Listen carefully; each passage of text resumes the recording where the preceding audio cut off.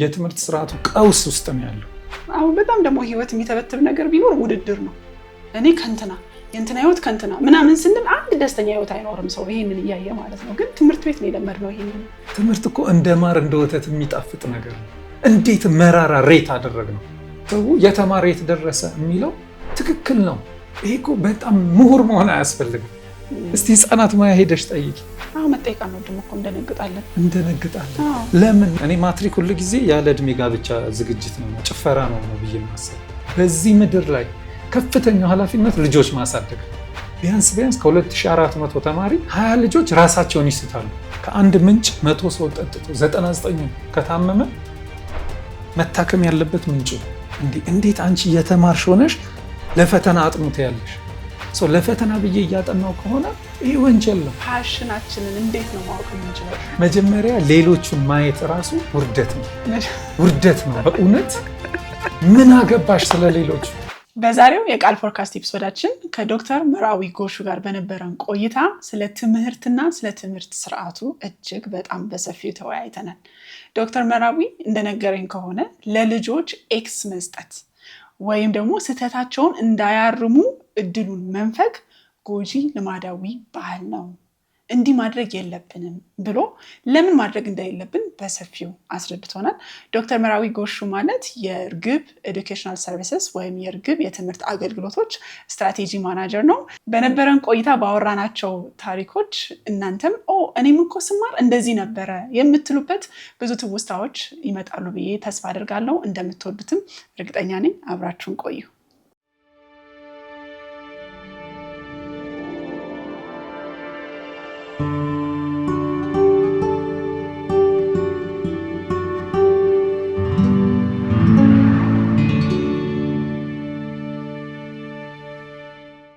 ዶክተር መራዊ ትምህርት እናንተ የተገናኛችሁ?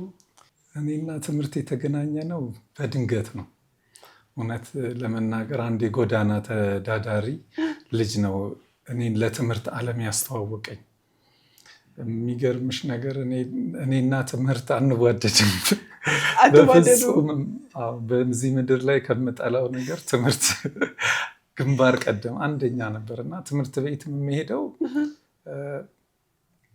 ለጓደኞቼ ስል ነው። ጓደኞቼን ብቻ ነበር ከትምህርት ዓለም ህይወት ውስጥ የምወደው ጓደኞቼን ብቻ ነበር። ጓደኞቼን ለማየት ነው የሚሄደው እና ሌላው ደግሞ ትምህርት ቤት ስትሄጂ እና ስትመጪ ያለው ጉዞ በጣም ያስደስተኝ ነበረ እንጂ ክፍል ውስጥ ብዙ ጊዜ እኔ ዴስክ ስር ነው የማሳልፈው ወይም ከአስተማሪ ጋር ተጣልቼ ውጭ ነው የማሳልፈው እንጂ ለትምህርት በፍጹም ቅርብ አልነበርኩኝም። ጨዋታው ነው የሚገዛ ማለት ነው አይደል? ከጓደኞች ጋር ስትሄድ ስትመጣ መሀል ላይ ስትጫወቱ የምትሉት ነገር ነው ለአንተ አብዛኛው ማስታውሰው መቼም ከአንደኛ ደረጃ ትምህርት በተለይ ማስታውሰው ያንን ነው። ጓደኞቼን ነበር በጣም ያው እንግዲህ ልጅ እያለሽ ህይወትሽ በሙሉ ከጓደኞችሽ ጋር ነው ሄደው ሁሉንም ነገር ስላንቺ የሚያውቁት እነሱ ናቸውና በጣም የምወደው ነገር በቃ እኔ እንጃ ጓደኞቼ ባይኖር ትምህርት ቤት መሄድ አይመስለኝም።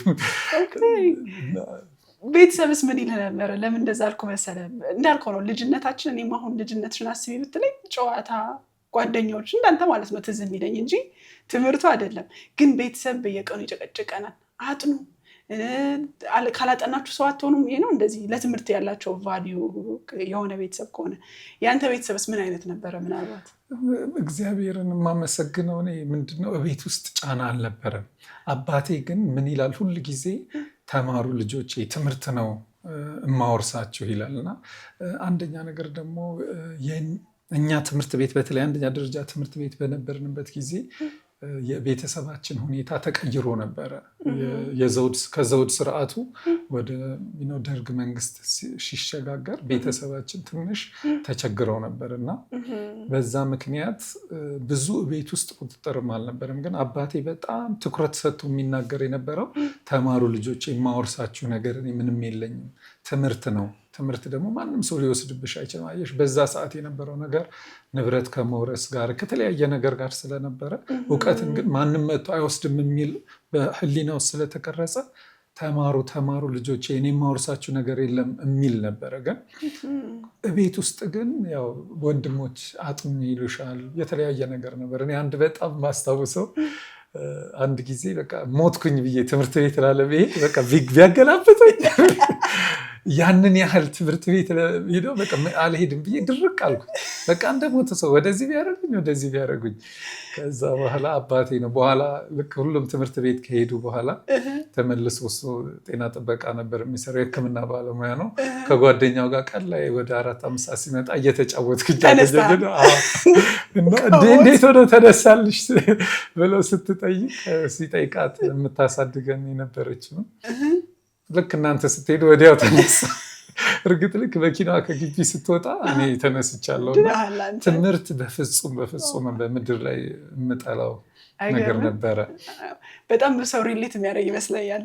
ምክንያቱም ብዙ ሰው የሚመስለው ጎበዝ ተማሪ ከድሮ ጀምሮ ጎበዝ የሆነ ትምህርት የሚወድ ነው የሚመስለው፣ ግን አይደለም። እንደዛ ላይሆን ይችላል። ምክንያቱም በልጅነትሽ ስም እንዲወጣልሽ አትፈልጊማ። ትምህርት ቤት ሄደሽ ምንድን ነው ይዘሽ የምትመጪው? ከትምህርት ቤት ደስታ ይዘው የሚመጣ ተማሪ በጣም ጎበዝ የተባሉት ተማሪዎችስ ቢሆኑ በልጅነት ትምህርት ቤት ሄደሽ ምንድን ነው ይዘሽ የምትመጪው? ቤት ጭንቀት፣ ምናልባት ፈተና አለ። እንደገና ያቺም ደስታ እንኳን እንደው በጣም ጎበዝ የተባለ ተማሪ ወላጅም የሚኮራበት መቼስ ሁሉንም መቶ ይዞ አይመጣም። ስለዚህ ሁሌ ቅሬታ አለ። ያም የሚመጣው ደግሞ ከፈተና ውጤት ጋር ነው። ሌላው ቀን በየቀኑ ስትመላለሽ ምንድን ነው ይዘሽ የምትመጪው? ቤት ትምህርት ቤት ሄደሽ ደስታ። የትኛው ተማሪ ነው ደስተኛ? ትምህርት ቤቱ ራሱ ከጓደኞች ጋር የምታሳልፈው ነገር ደስታ። ያንን ደግሞ ቤተሰብ አይጠይቀሽማ። እንዴት ምን ተጫወትሽ በረፍት ሰዓት ከጓደኞችሽ ጋር? ዛሬ ምን ተማራችሁ? ምንድነው የቤት ስራ ነው የሚልሽ እንጂ አንቺ የምታገኘውን ደስታ የሚከታተል የለም። ያ ራስሽ ያንቺ ዓለም ውስጥ ነው የምትኖር። ሲጀምር ስናት አባውት ደስታ ወላጅ ሄደ ተምረህ እንዲሆነ ኃላፊነት ነው። በዛ እድሜ እንግዲህ በልጅነት እድሜ ኃላፊነት ነው። ለዛ ነው እኔ ከትምህርት ዓለም በፍጹም ተራርቄ በነበረበት ሰዓት እንዲያውም ትምህርት ጨርሼ 2 ዓመት በንግድ ዓለም ውስጥ ነበርኩኝ። ምክንያቱም 12ኛ ክፍል ራሱ የጨረስኩት አታምኝም፣ እናቴ ድርሳነ ሚካኤል ይዛ ነው። እባክህ በቃ ሰው አትሆንም 12ኛ ብቻ ጨርስ። ምክንያቱም ምንም ትርጉም ሊሰጠኝ አልቻለም ነበር ትምህርት። ግን ለአዲስ አበባ አሜሪካን ሀገር ነው 2ኛ ደረጃ ትምህርት የተማርኩትና ልክ ትምህርት ጨርሼ ወደ ስራ ዓለም ሱቅ ከፍቼ ንግድ ውስጥ ነበርኩ። በቃ ሀስል አደርጋለሁ ነው እንጂ ተምሬ የሆነ ቦታ ደርሳለሁ ድሮም አልነበረም። ግራጁዌት ካረክ በኋላም ወደ ራስ ሀሳብ ሊሄድከው ማለት ነው። ምክንያቱም ለምን መሰለሽ የተማሩ ሰዎችን አይተሽ እንደዚህ ሰው መሆን እፈልጋለሁ ማለት አለብሽ አይደለም? እና በዛ እድሜ ላይ ማን ነበረ? እኔ ሳይ አባቴን ነው የማየው። አባቴ በጣም በትምህርት ከገፉ ሰዎች መካከል ነው። ድሮ ጊዜ ትምህርት በጣም በሚከበርበት በሚወደድበት ከተማርሽ እንደ ንጉሰ ነገስት ነሽ ነው በእነ አባቴ እድሜ ማለት ነው። ዊንጌት ነው የተማረው። ግርማዊ ቀዳማዊ ኃይለ ሥላሴ 8ኛ ክፍል ላይ በሀገር ዙሪያ ያሉ ተማሪዎች ከፍተኛ ውጤት ያመጡትን አስመጥተው ዊንጌት፣ አባቴ ሲነግረኝ በጣም ይገርመኛል። በፕሌን ነው ያመጧቸው እና እንትን ራሱ የአየር ማረፊያ እንኳን አልነበርም እና ዝም ብሎ ሳር ላይ ፕሌኑ አርፎ መጥተው አስቢ፣ የተማረ ሰው በፕሌን ተመቶ ሲወሰድ ያንን ፈተና እንትን ብለሽ ውጤትሽ ሲለጠፍ ማለት ነው። በፕሌን መጥተው ልጆቹን ይዘዋቸው ሄደው ከዛ በኋላ ዊንጌት ገብቶ ነው የተማረው። ከዊንጌት ከጨረሰ በኋላ ደግሞ ጎንደር ሜዲካል ስኩል ሄዶ ተማረ። ከዛ ደግሞ ከፍተኛ ውጤት አምጥቶ ቱሌን ኒው ኦርሊንስ ሉዚያና ውስጥ ሄዶ ትምህርት ተምረዋል ነው።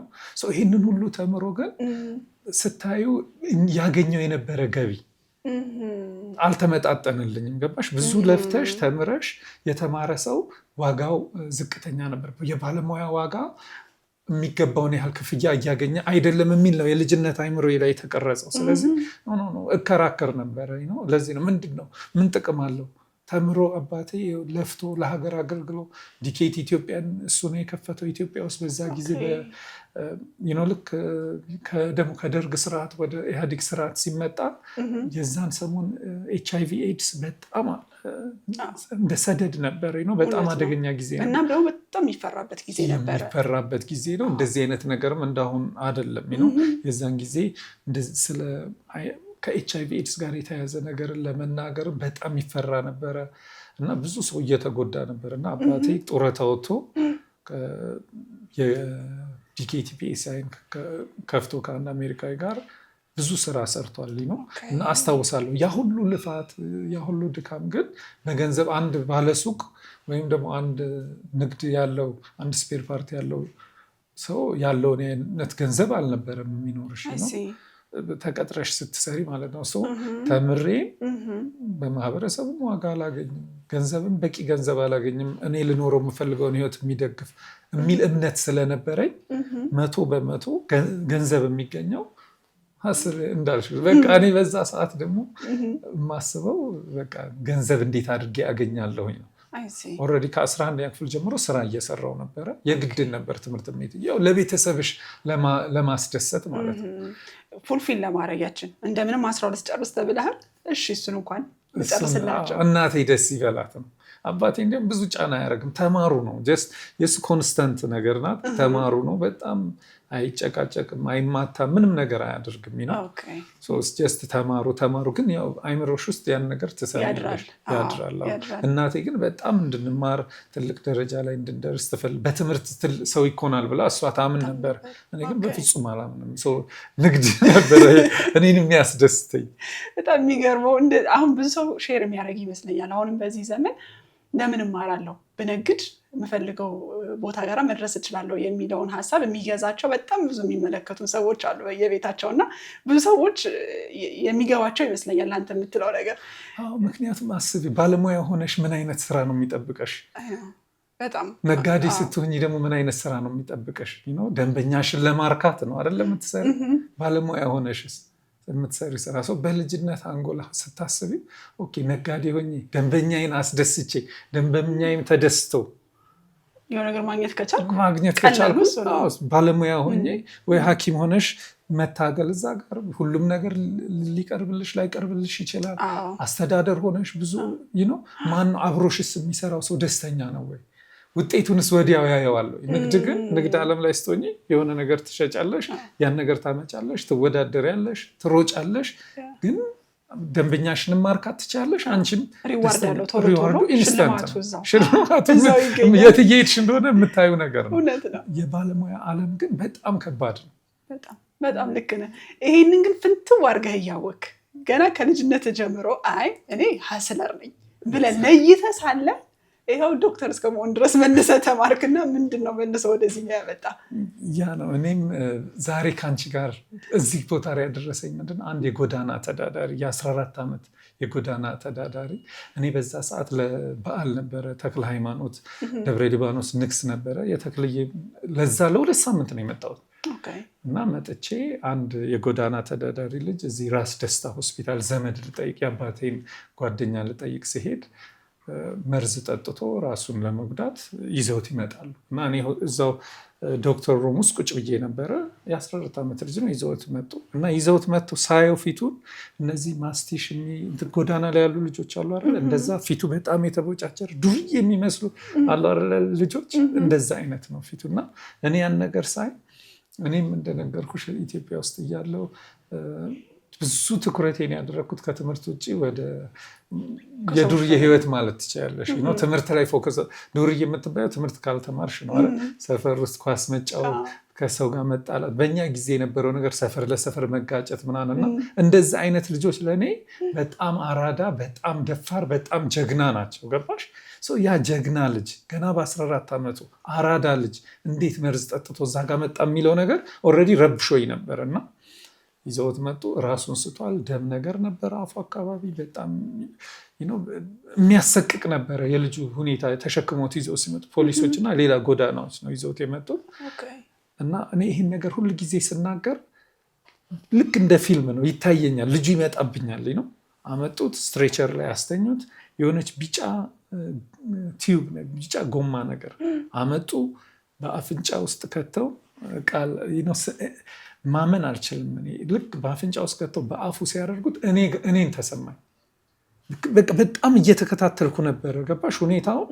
እና እንደገና ደግሞ 9ኛ ክፍል እያለሁ ነው አሜሪካን ሀገር የሄድኩት። ከዛ በኋላ 6-7 ዓመት ሆኖኛል። ትንሽ የአሜሪካ ህይወት ውስጥ ነው በጣም አይምሮ የነበረው እና እዛ ጋር ሆስፒታል ላይ ምናምን ስታይ ትንሽ ልክ አይደለም፣ የሆነ ነገር ልክ አይደለም። የልጁ ህመም ብቻ ሳይሆን እሱ አይምሮዬ ውስጥ መጥቷል። መርዝ ጠጥቶ ነው ምናምን ሲባል ይሄ አራዳ አይደል እንዴ እንዴት ራሱን ይጎዳል የሚል ነገር ገና በዛ ሰዓት ብቻ በሰከንድ ውስጥ እያሰብኩ ነው። ከዚያ ያን ነገር ሲከት እኔን የፋቀኝ ተሰማኝ።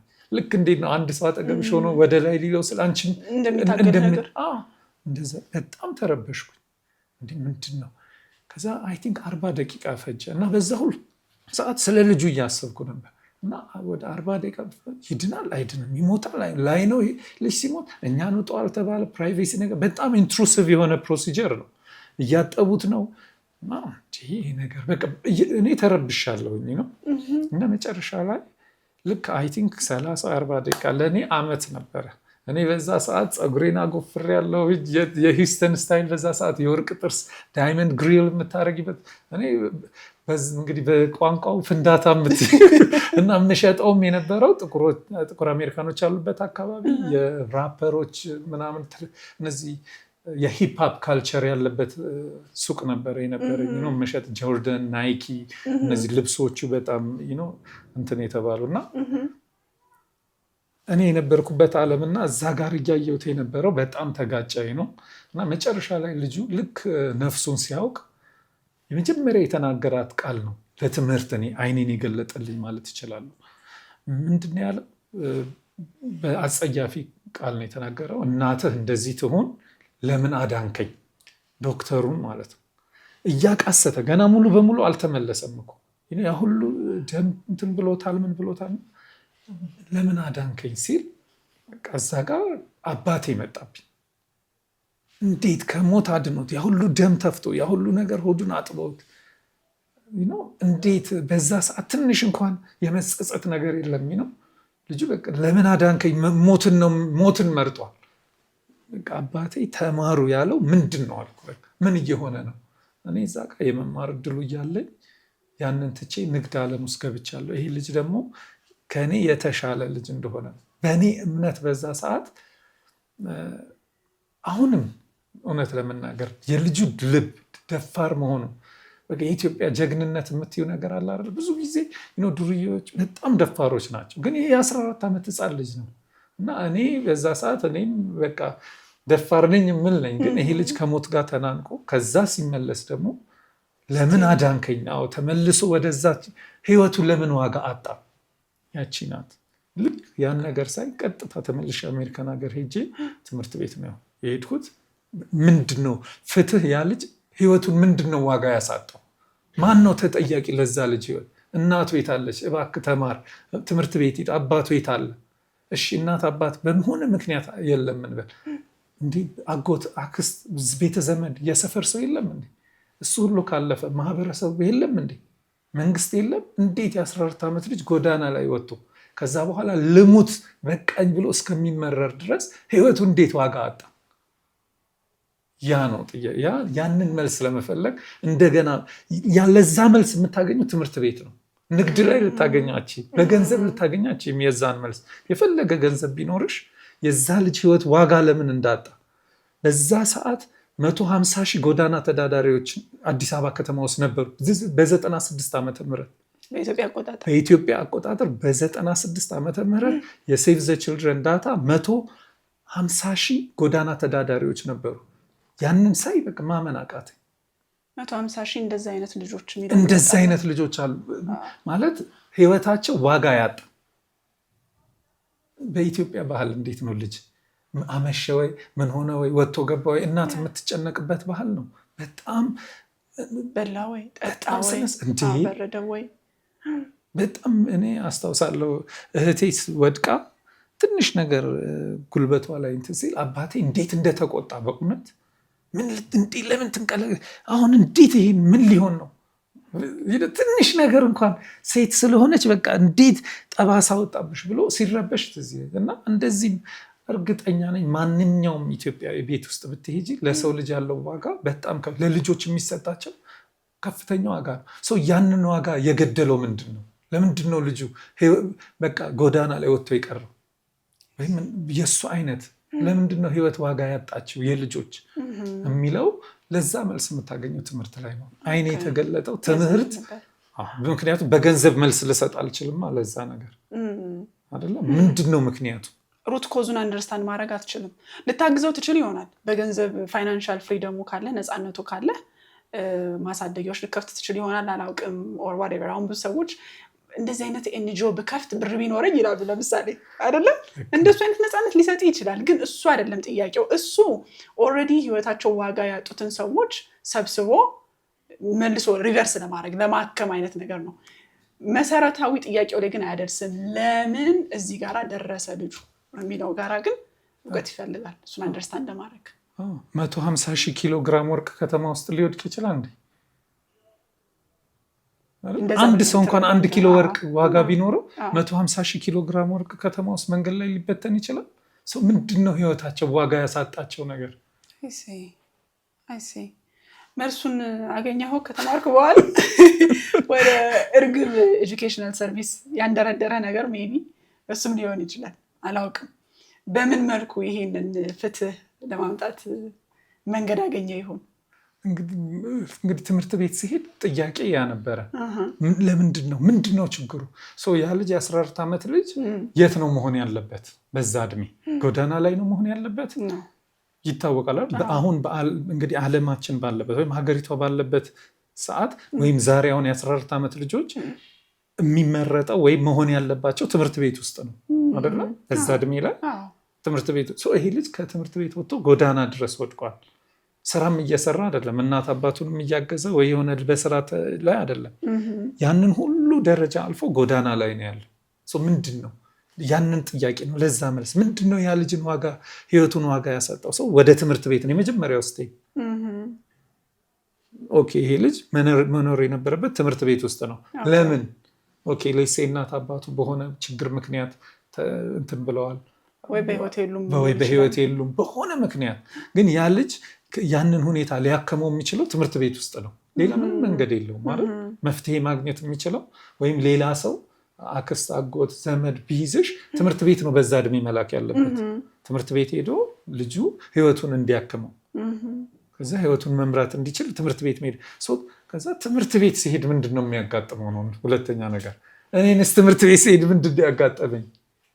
ጥሩ ጥያቄ ነው። ምንድነው ሊያጋጥመው የሚችለው? አሁን ወደ ቅድሙ ጥያቄ ልትመልሰን ነው አይደለ? ኤግዛክትሊ። ትምህርት ቤት ስትሄጂ ያ ልጅ ትምህርት ቤት ሲሄድ ትምህርት ቤት ምንድን ነው የሚጠብቀው? ጥቃት ነው የሚጠብቀው። ጥቃት በጣም የሚያሳዝነው ልጆች ናቸው። በጣም ያልታዩ የማህበረሰብ ክፍል። ምክንያቱም ልጆች ችግራቸውን ቢናገሩ እኔ ከአንተ የተሻለ አቅልሃለሁ ነው የምትይው አይደለም። ለምሳሌ አልገባኝም፣ ይሄ ነገር አልገባኝም ብለህ ሰነፍ ስለሆንክ ነው። እንዴት አይገባህም? የምትበላው አንተ ምንድን ነው? ሌሎች ልጆች አንደኛ ወጣው ልጅ የሚበላውን አይደለም የምትበላው። ምን ጎድሎብህ ነው? ለምንድን ነው የማይገባ? ለምንድን ነው ይሄን ነገር ያላደረግከው ነው እንጂ የሚልሽ ልጁ ምንድን ነው የሚፈልገው አትይም። ትምህርት ቤት ኦኬ ይሄ ልጅ መሆን ያለበት ትምህርት ቤት ነው ብል፣ ትምህርት ቤት ደግሞ ስትሄጂ ተማሪዎች ምንድን ነው የሚያጋጥማቸው? እኔም ደስተኛ አልነበርኩም ትምህርት ቤት ላይ። ደስተኛ የሆነ ተማሪ ያለው የትምህርት ቤት ሲሄድ ይሄን ሁላችንም መጠየቅ አለን፣ መታየት አለበት። እኔ ትዝ የሚለኝ እኔም ሳድግ እንደ ካልቸር የተለማመድ ነው አጉል ልማድ የነበረው አስተማሪ ይማታል። በቃ ተቀብለናል። ኃይለኛ ነው ይማታል፣ ካልተመታማ ምኑን አስተማሪ ሆኖ አይነት እና አይ ሪሜምበር በጣም የምወደው የማከብረው የባዮሎጂ አስተማሪ እንደዚህ በደብተር በጥፊ መቶኝ ያውቃልና ባዮሎጂ በጣም ጎበዝ ነበርኩ እና ተቀየምኩት። አይገርም? ተቀየምኩት። በቃ እሱን ነው የተቀየምኩት። እንደ ሆል ባዮሎጂ የሚባለው ፊልድ ነው የተቀየምኩት። 1 ዓመት ምናምን ፈጅቶብኛል ድጋሚ ከባዮሎጂ ጋር እንትን እንድል። ያው አባቴ ሄልዝ ፊልዱ ላይ ስለነበረ እሱ ስለሚያግዘኝ እንደምንም ስለሚያስጠናኝ እንደምንም ተመለስኩ እንጂ ዓመት ሙሉ ቅያሜ ላይ ነበርኩኝ። እንዴት ይመታኛል? በጣም ወደው ሲያስረዳ የሚገባን አፕሪሼት የሚያደርገን፣ ስንደፍንም ደግሞ በጣም አፕሪሼት ያደርገናል። በዛው ልክ ይማታል። በጣም ቅያሜ ላይ ነበርኩና ሁላችንም የሆነ አስተማሪ የምናውቀው ያለ ይመስለኛል በየቤታችን። የሚገርምሽ ነገር በትምህርት ዓለም ውስጥ ያለፈ እንደዛ አይነት ገጠመኝ የሌለው የለም። በአንድ ኢንሲደንት በጣም ልብሽ የሚደማው ለዛ ነው። ጥቃት ነው አሁን ለማለት ያበቃኝ ወደዛ ነገር ላይ የደረስ ነው ለዛ ነው። ልጆች አንድ ትምህርት ቤት እስቲ ትምህርት ቤት ልምድህን ንገረኝ ብትዩ እያንዳንዱ በትምህርት የሄደ ሰው በሆነ ምክንያት በሆነ ገጠመኝ በሆነ ኢንሲደንት ወይ ሰብጀክቱን ጠልቷል ወይ ትምህርት ኮብልሏል። አብዛኛው እኮ ልጆች አብዛኛው ተማሪ እኮ ይኮበልላሉ። በግዴታ ነው ትምህርት ቤት የሚሄደው እንጂ አስተማሪ አካላቸው ነው የሚሄደው። አካል ነው የሚሄደው። ልብሽ ይኮበልላል። ለምን? ጥቃት ያልከው ነገር ደርሷል። አንድ እኮ በአዲስ አበባ ከተማ ብቻ አሁን ይሄ የሚሰማ ጆሮ ቢኖር የተማረ ሰው ቢኖር በአዲስ አበባ ከተማ ውስጥ ብቻ ከመስከረም እስከ ሰኔ 30 ከ700 ሚሊዮን እስከ 1 ቢሊዮን ኤክስ ይሰጣል ለተማሪዎች። ከ700 ሚሊዮን እስከ 1 ቢሊዮን ኤክስ ለተማሪ ይሰጣል። ምንድነው? ምን ለማድረግ ነው? ኤክስ መስጠት የለበትም እንዴ? አይደለም። ምንድነው ያ? ኤክስ ልጆች ደስተኛ ናቸው ኤክስ ሲሰጫቸው አይደለም። ታዲያ ለምንድን ነው የሚሰጠው? እንዲማሩ አይደል? ስለዚህ ይሄ ነው ጥቃት ነው ያልኩት። ጎጂ ልማዳዊ ድርጊት ነው የሚለው የዛ ልጅ ህይወት ምንድነው ህይወቱን ዋጋ ያሳጣው ስትይ ጎጂ ልማዳዊ ድርጊት ነው ልጁን ዋጋ ያሳጣው። ምክንያቱም ትምህርት ቤት ስትሄጂ ለምሳሌ 2 ሲደመር 2 3 ሲል ተማሪ ምንድነው አስተማሪ የሚያደርገው? ኤክስ ያደርገዋል። ምን ማለት ነው? 4 ነው ሊለው መሰለኝ። ስለዚህ መገመት አለብኝ ምን ማለት እንደፈለገ አስተማሪ።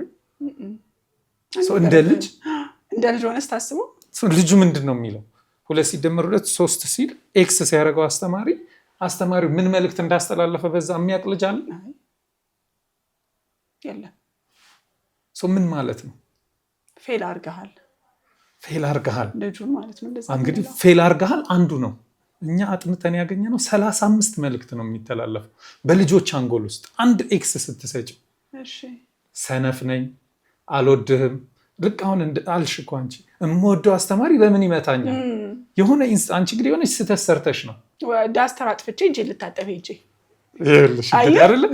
አንድ ኢንሲደንት ላስደስተው እኮ ነው እሱ እየገባ ስለሆነ ስለምንወደው ዳስተር አጥፍቼ ክሊን አድርጌ መጠበቄ ነው። ከዛ ግን ኦብቪየስሊ እጄ መታጠብ አለበት። ድሮ በጠመኔ ነው እኮ እኛ የምንማረው። አዋራ ይሄ ዱቄት ሆኛለሁ ታጥቤ ምናምን ስመጣ እሱ ደግሞ አሁን ስረዳው እቺ ጎበዝ ተማሪ አልነበረችም ወይ ልታመልጥ ነው ወይ ፎርፌ የመጣው ይምሰለው ወይ ግቢ ያውደለደልኩ ይምሰለው ከየት መጣሽም አላለኝም። ጩዋ ሲያረገኝ ብቻ በዛ ደብተር በቃ ተቀየምኩ። ስለዚህ አሁን እንግዲህ እቺ አንድ ስህተት ብሎ ያሰባት ናት። አንድ ኤክስ ናት አይደል? ያቺ እንዲህ መሆን ነበረባት እንዲህ አይደል? እቺ አንድ ኢንሲደንት ናት። ይሄ የሚታይ ነው።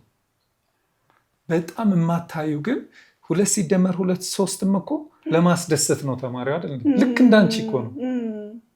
2 ሲደመር 2 3 ብሎ ልጁ የሚጽፈው በተለይ መጀመሪያ አካባቢ ገና ጥቃቱ ሳይጠናከርበት ተስፋ መቁረጥ ወደ ልጁ ሳይመጣ መጀመሪያ እኮ ልጆች ውጤታቸውን ጥሩ ውጤት ሲያመጡ ምንድነው እቤት ሄደው ለማሳየት አይደል?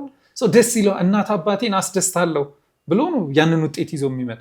ያንን ግን ኤክስ ስትሰጪው ግን ይጠላኛል፣ እናቴ ትጠላኛለች፣ ቤተሰብ ይጠላኛል፣ ጓደኞቼ ይጠሉኛል፣ እኔ ትምህርት ደደብ ነኝ እኮ ይላል። እኔ እኮ ትምህርት አይገባኝም ይላል እኮ ተማሪ አይደል?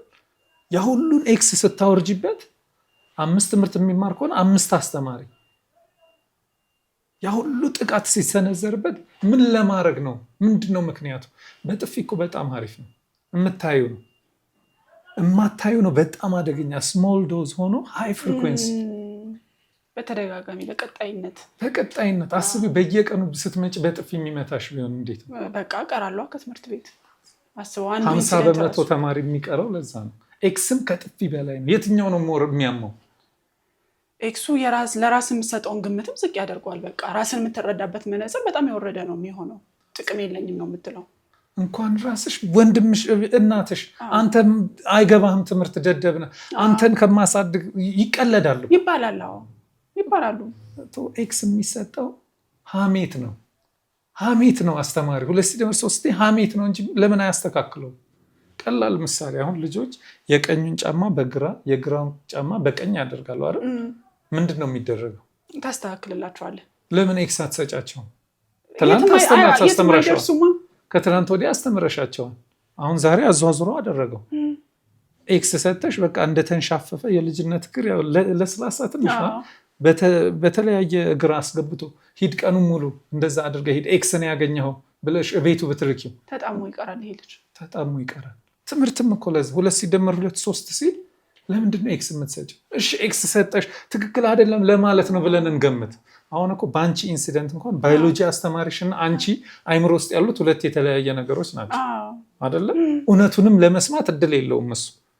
አንቺም የእሱን ሀሳብ ማወቅ ትችላለሽ በልጅነት። የልጅነት አንጎል ደግሞ የተጋነነ ነው አይደለም? አግዝፈን ነው የምናየው። አግዝፍ ሁሉ ነገር ገዝፎ ነው የሚታየሽ። ለምንድን ነው ጫማው ተቀያየረ ብለሽ ኤክስ ሰተሽ ቀኑን ሙሉ እንዲታመም የምታደርግ? ቀኑን ሙሉ ሰው ያየ ሁሉ እንዲስቅበት። ውጤቴም እኮ ያ ነው። በቤቴ ሄጄ እናቴ፣ አባቴ፣ ወንድሞች፣ እህት፣ የአክስት ልጅ ይኸው እንትና እንደዚህ ነው፣ አንተ ምን እያረክ ነው? ከዛ በኋላ ደግሞ ኮንስተንትሊ ቤት ስትመጪ የቤት ስራ ሰርተሃለሁ፣ አንተ ልጅ ነግሬሃለሁ፣ እንደዚህ ብዬ ነበረ፣ አንቺ ነግሬሻለሁ፣ ለምን እንደዚህ ሆን፣ ምን ልትሆኚ ነው? ያ ሁሉ እሰጥ አገባ ትምህርት ቤት በሰጠኝ ኤክስ እኮ ነው። እሺ ኤክስ ሰጠኝ እንበል። እሺ 2 ሲደመር 2 3 አይደለም ለማለት ነው ብለን ምርጡን ሀሳብ እንኳን እንወሰድ። ለምንድን ነው ነጥብ የምትወስድብኝ? ነውር እኮ ነው ይሄ። በጣም ጎጂ ልማዳዊ ድርጊት እኮ የምልሽ ለዛ ነው። እንዴት ከህፃን ልጅ ከ7 ዓመት ልጅ ነጥብ ትቀሚያለሽ? ምን ልታደርጊ ነው? ለማን ልትሰጪው?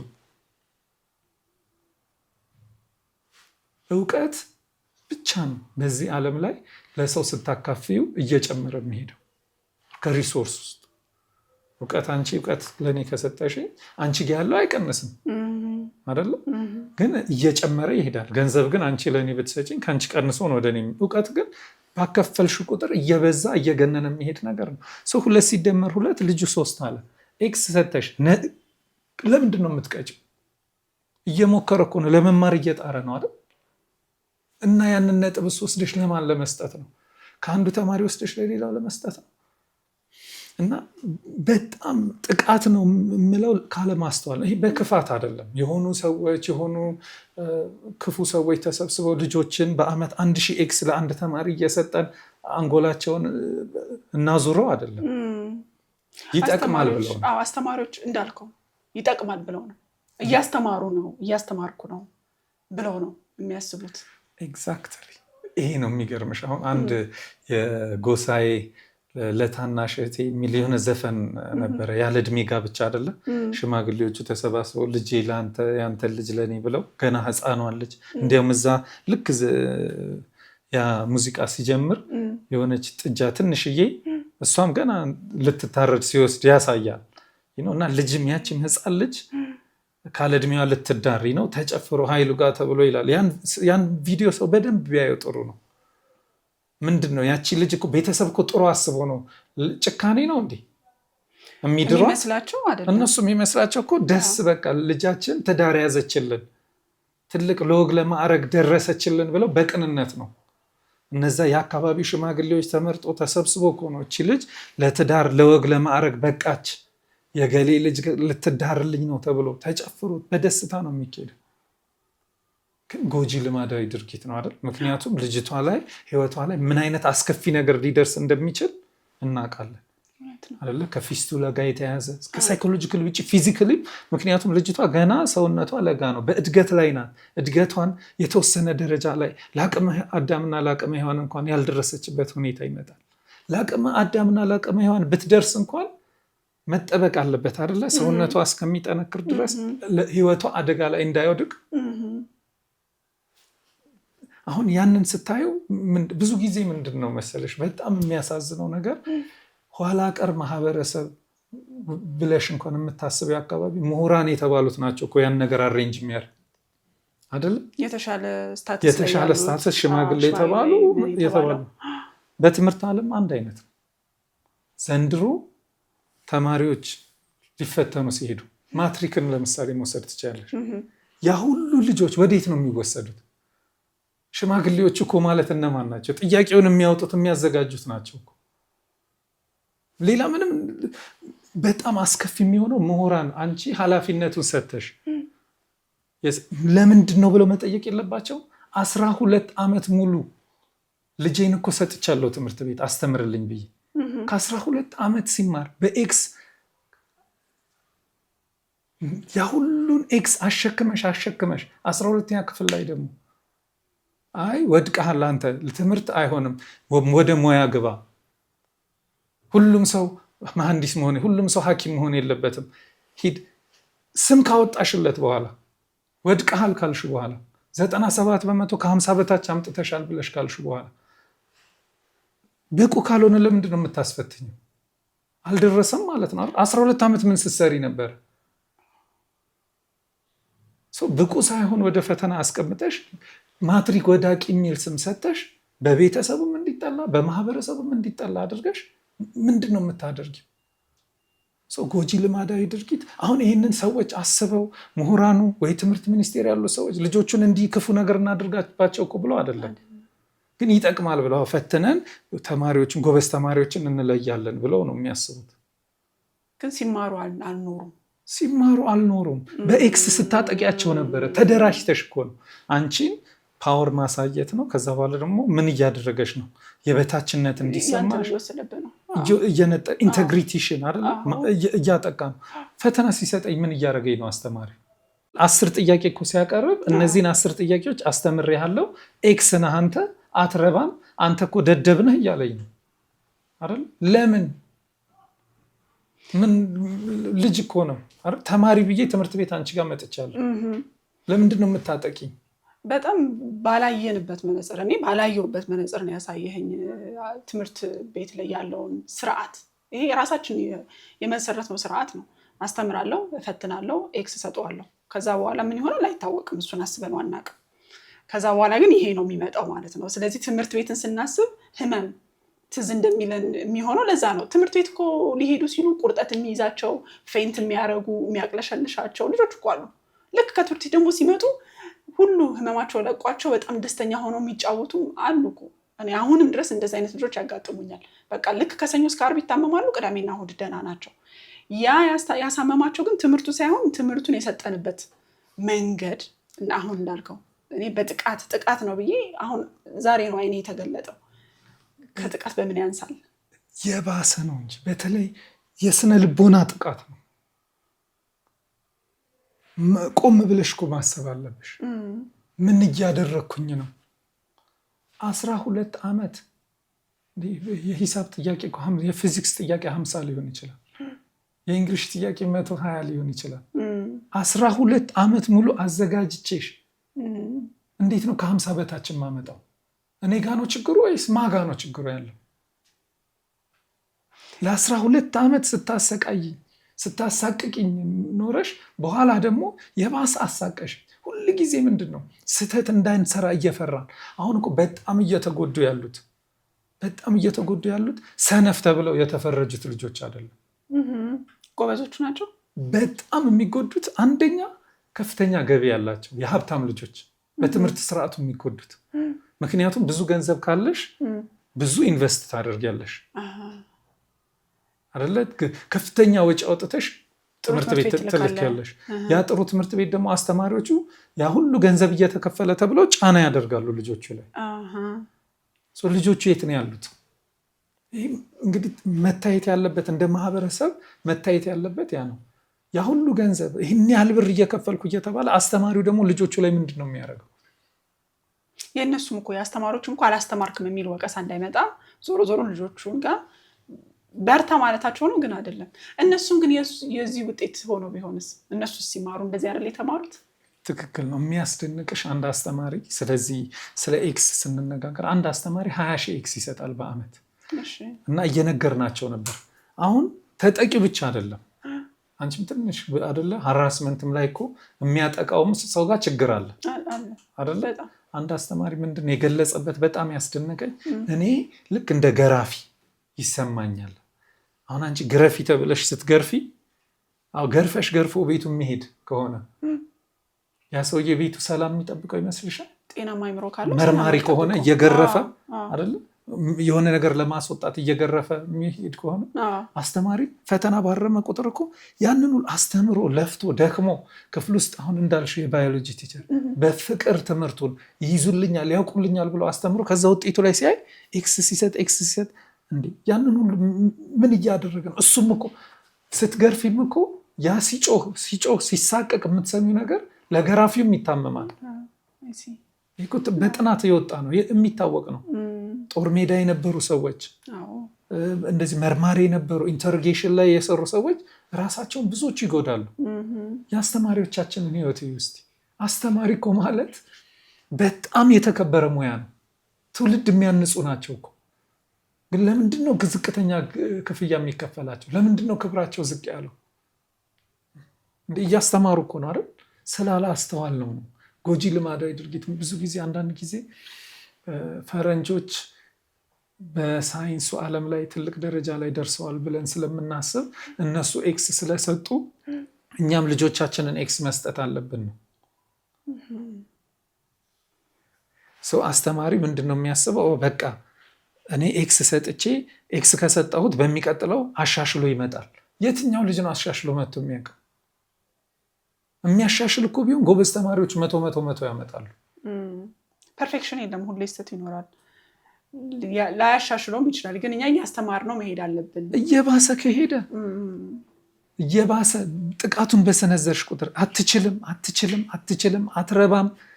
በድክመቴ እኮ ነው የምትሳለቂው 5 ከ10 ስትይ።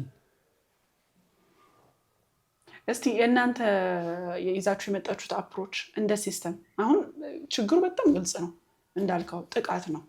ልጁን ከሰውነት ክብር እያወረድ ነው። ልጅቷንም እንደዛው ከሰውነት ክብር እያወረድናት ነው። አትችይም፣ የትም አትደርሽም እያልናት ነው። ፈተና ሄዳ ለወላጅ እንድትደብቅ እያደረግናት ነው። እኔ ማለት ውድቀት ነኝ ስህተት ነኝ እንድትል እያደረግናት ነው። ሮንግ፣ ይሄ ስህተት ነው። በዚህ እንስማማለን። እንደው አቅሙ ቢኖር እንደው ሌት ሳይ ሪፎርም እናምጣ ብንል ወይ ይሄንን ስርዓትን ቀይሮ ብንል ምን አይነት ስርዓት አንተ ሰጀስት ታደርጋለህ? በዚህ መልኩ የትምህርት ስርዓቱ ቢቀረጽ ትክክለኛ ጥራት ያለው ትምህርት ማብቃት እንችላለን፣ ማምጣት እንችላለን። ብቁ የሆኑ ባለሙያዎችን ማብቃት እንችላለን። ምክንያቱም ትምህርት አያስፈልግም ብለህ አላመንክማ። ተምረሃል፣ ተመልሳት ደኝ ኦፍ ዘ ዴይ ትምህርት ለማህበረሰብ ይጠቅማል የሚለው የሚታይ ይመስለኛል። ግን ያ የሚጠቅመውን አይነቱን ትምህርት እንዴት እናምጣው? አሁን ከካሜራ ውጭ ስጠይቅህ አንዳንድ ሰዎች ትምህርት አይጠቅምም ይላሉ ስል እውነታቸው ነው። ታዲያ ምን ያድርጉ ብለኸኛል። እንዴት እንደዛ አልክ ስልህ ግን ምክንያትን አስረዳኸኝ። በዚህ ምክንያት ትምህርት ይሄ ከሆነ ለምን ይጠቅማል አልከኝ። የሚጠቅመውን አይነት ትምህርት እንዴት አድርገን እናምጣው? በጣም ጥሩ።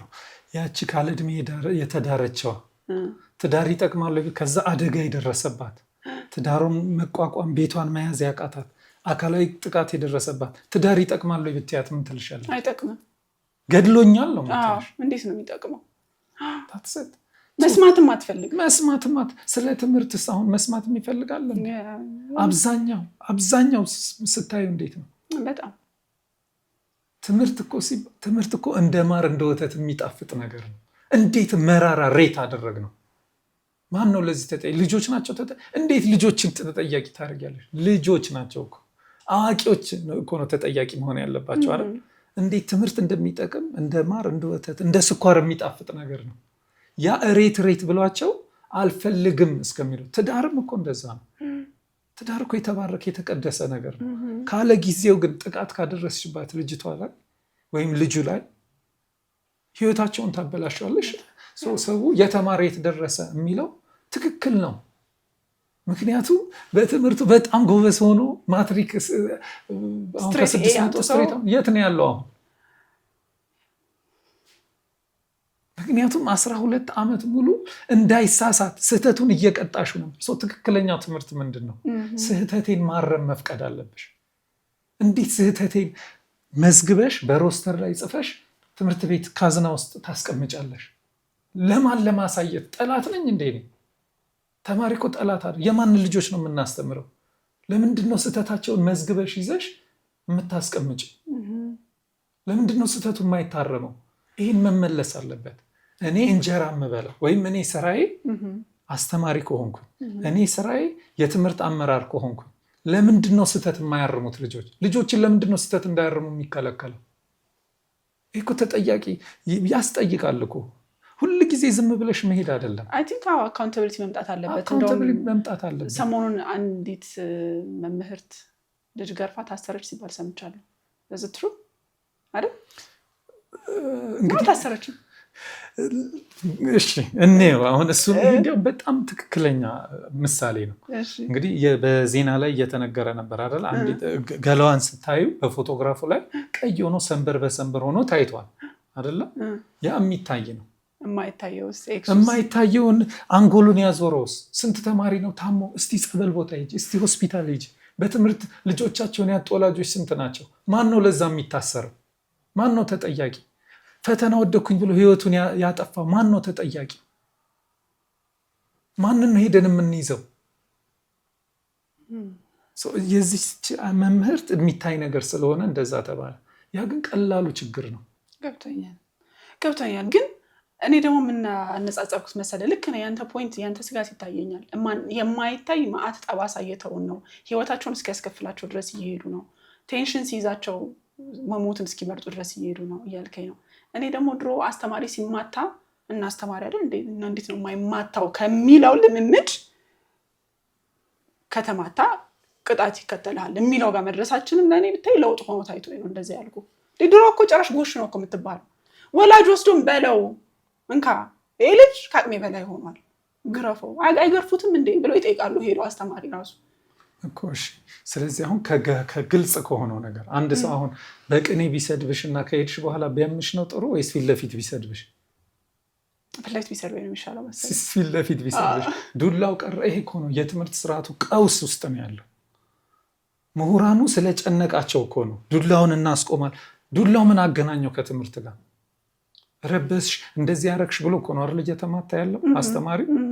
2 ሲደመር 2 3 አልሽ ብሎ የሚማታ በጣም ትንሽ ነው። ደደብነህ ነው የሚልሽ። ግን እሱ ምት ነው ያኛው በጣም አስከፊው ምት፣ አሰቃቂው ምት አንጎልሽ ውስጥ ያለውን ነገር ጓደኛ ያጠገብ ያለው የሰራውን ነገር እኔ አልሰራሁትም እኮ ነው። ስለዚህ ከጓደኛ ያንሳለሁ። ይሄ ንጽጽርስ ውድድርስ አያበዛም ይሄ ሲስተም? አሁን በጣም ደግሞ ህይወት የሚተበትብ ነገር ቢኖር ውድድር ነው። እኔ ከንትና የእንትና ህይወት ከንትና ምናምን ስንል አንድ ደስተኛ ህይወት አይኖርም ሰው ይሄንን እያየ ማለት ነው። ግን ትምህርት ቤት ነው የለመድነው ይሄንን ውድድር ገና አሁን እኮ ጭራሽ ቅድመ መደበኛ እየተባለ በ4 ዓመት ትምህርት ቤት እኮ እያመጡን ነው አይደል? ልጆችሽን እየወሰድሽ ነው። ጠይቂያቸው እስቲ። ይሄ እኮ በጣም ምሁር መሆን አያስፈልግም። እስቲ ህፃናት ሙያ ሄደሽ ጠይቂ። ምንድነው የሚሉት? እሷ እንደዚህ ያደረገች፣ እሷ አንደኛ ክፍል ላይ አንድ ወላጅ ምናለ አንደኛ ወጣች። እሷ ብዙ ጊዜ አንደኛ ትወጣ ነበር። ከዛ ልጁ አንደኛ ወጥ በለጣት። በቃ ሁሉ ጊዜ እሱ ዛሬ አልመለሰም፣ እኔ ግን መለስኩ አባዬ ትላለች። ኦልሬዲ እዛ ጋር ምን አስቀመጠችላት? የመነጻጸሪያ ነጥብ። መስሪያ ቤት ስትመጪ አንድ አይነት ነው። ምክንያቱም ገና በለጋ አንጎልሽ ምን እያደረጉሽ ነው? አንቺ ሁሉ ጊዜ ተቀናቃኝ እንዳለሽ፣ እንደገና ደግሞ እያንዳንዷ የምትወስጃት እርምጃ ስህተት ደግሞ ቅጣት እንደሚያመጣ መታረም አይደለም፣ ስህተት ቅጣት እንዳለው አደጋ እንደሆነ እያሳዩ ነው የሚያመጡሽ። ስለዚህ ስራ ቦታ ላይ ሄደሽ አንቺ እባክዎትን ኃላፊ የሚሆን ሐኪም የሚሆን ማንኛውም ባለሙያ ሄደሽ አንድ ነገር ስትጠይቂው ለሱ ፈተና ነው ማለት ነው። መጠይቃ ነው ደግሞ እኮ እንደነግጣለን። ለምን? ምክንያቱም ከ6 ከ7 ዓመት የጀምሮ 5 6 ተደራጅተሽ በሰርተፍኬት እየጻፍሽ 70 አምጥቷል 80 አምጥቷል ክትትል ራሳቸው ሰድበው ለሰዳቢ ለሰፈር መዋረጃ ያደርግሽ። ይሰማል እኮ በአካባቢሽ በቤተሰቡም ዛሬ 12ኛ ክፍል ተማሪ ነው እናት ትጨነቃለች። ትደዋወላለህ እንጂ ስንት አመጣ አለፍክ አላለፍክም ዜና ነው እኮ። እንዴት እንደዚህ ሊሆን ይችላል? እንዴት በዚህ ስራ የምንተዳደር ባለሙያዎች እንዴት ይህን አይናችን እያየ እንቀበለዋለን? ኦኬ ምናልባት ይህንን የሚተካሽ ምን አይነት ሲስተም ይኖር ይሆን? አሁን ሞንቶሶሪያን ኤጁኬሽናል ሲስተም አለ አይደል? ለምሳሌ የተሻለ የሆነው ልጆችን አንድ አይነት እንትን ላይ ወስዳ አትለካቸውም። እንደየ አቅማቸው ኢንዲቪጁዋሊስቲክሊ እንደሚችለው ነገር ትሰፋለታለህ። ከዛ ደግሞ በጨዋታ መልኩ እንዲማር ታደርገዋለህ። ይሄ ፐኒሽመንቱን ይቀንሰዋል፣ ቅጣቱን ይቀንሰዋል። በጨዋታ መልኩ ፊደላትን እንዲያውቅ፣ በጨዋታ መልኩ ቁጥሮችን እንዲለይ፣ ከዛ ደግሞ የሚወደው ነገር ካለ በሚወደው ነገር እንዲማር፣ እንደዚህ ሲስተም አለ ብቻ እንደዛ የሚያደርግ። ስለዚህ አሁንም በእኛ ሀገር ይህንን ጥቃት ከውጭ መቅዳት አይጠበቅብንም። ጥቃት እንደሆነ ካወቅን፣ ጎጂ ልማዳዊ ባህል ከሆነ ያለው የትምህርት ስርዓት በምን አይነት የተደራጀ ሲስተም እንቀይረው? ኤክስ ካልሰጠናቸው ምን እናድርጋቸው? ከዛ ሄደው አገር አቀፋዊ ፈተና አይውሰዱ እያልከኝ ነው ወይስ እንዴት አድርገን ደግሞ ወደ ከፍተኛ ትምህርት ቤት ታዲያ እንክተታቸው? ገባ? እኔ አሁን ሀሳቡ ለእኔ አዲስ ስለሆነ ሶዋት ከዛስ ምን እናድርግ የሚለው ነገር ጥያቄ ሆነብኝ። እሺ አልሰጠናቸውም፣ ከዛስ ምን እናድርጋቸው የሚለው ነገር ጥያቄ ፈጠረብኝ። እንግዲህ አሁን ምን መሰለሽ ችግሩ፣ ህፃን ልጅን ያለ እድሜ ለማጋባት አባብለሽ በጨዋታ አድርገሽ ስለ ትዳር አሳይተሽ ባለቤቷን ደግሞ በሉ እንደዚህ አይነት ግንኙነት እንዳታረጉ እስከዚህ ድሬስ እንዳደርስ ብለሽ አባብለሽ ማስገባት ትችላለሽ። የትምህርት ስርዓቱ ቀውስ ውስጥ ነው። የፈለገ ደቤስት የተባለ ለምን ይምጡና ያቅርቡ? የትኛው ዓለም ላይ ነው ትክክለኛ የትምህርት ስርዓት የሚባለው? ዋንታ ሶሪ በዩ የፈለግሽው አይነት በዩ ጥቃት መድረስ መቆማል። ስህተት መታረም አለበት። ይሄ አሁን አንድ መንገድ ላይ አንድ ሰው ጎትቼ አምጥቼ ስህተት መታረም አለበት ወይ ብትዩ ምን ይልሻል? አዎ መታረም አለበት ይልሃል። እንዴት የትምህርት ስርዓት እንግዲህ የሳይንስ ዓለም ነው አይደል? ለምንድን ነው ስህተት የማይታረመው? ይሄ እኮ መመለስ አለበት። አሁን መፍትሄውን የለም እንበል፣ ስህተት እንዴት አይታረምም ይባላል? 12 ዓመት ስህተት እንዳላርም ለምንድን ነው የምትዘጊብኝ? እሺ መፍትሄው ስህተት ማረሙ ላይ ሆነ እንበል። መፍትሄው የለም ከምንለው ይልቅ መፍትሄው ስህተት ማረሙ ላይ ነው ተባለ። ከዛ ግን ስቲል ማኔጅ ማድረግ አለብን። ስህተታቸውን ልጆቹን እያረምን ኤክስ አንሰጣቸው።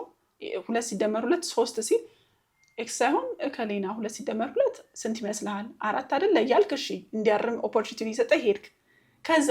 ከዛስ ግን ወደ ከፍተኛ ትምህርት ለምሳሌ አሁን ሐኪም መምረጥ፣ ኢንጂነር መምረጥ፣ ዋትኤቨር ሎ ሳይኮሎጂ ዋትኤቨር መምረጥ ሲኖርበት ከፍ እያለ ሲመጣ የልጅነት የሚሆን ሲጨርስ እንዴት እንለየው?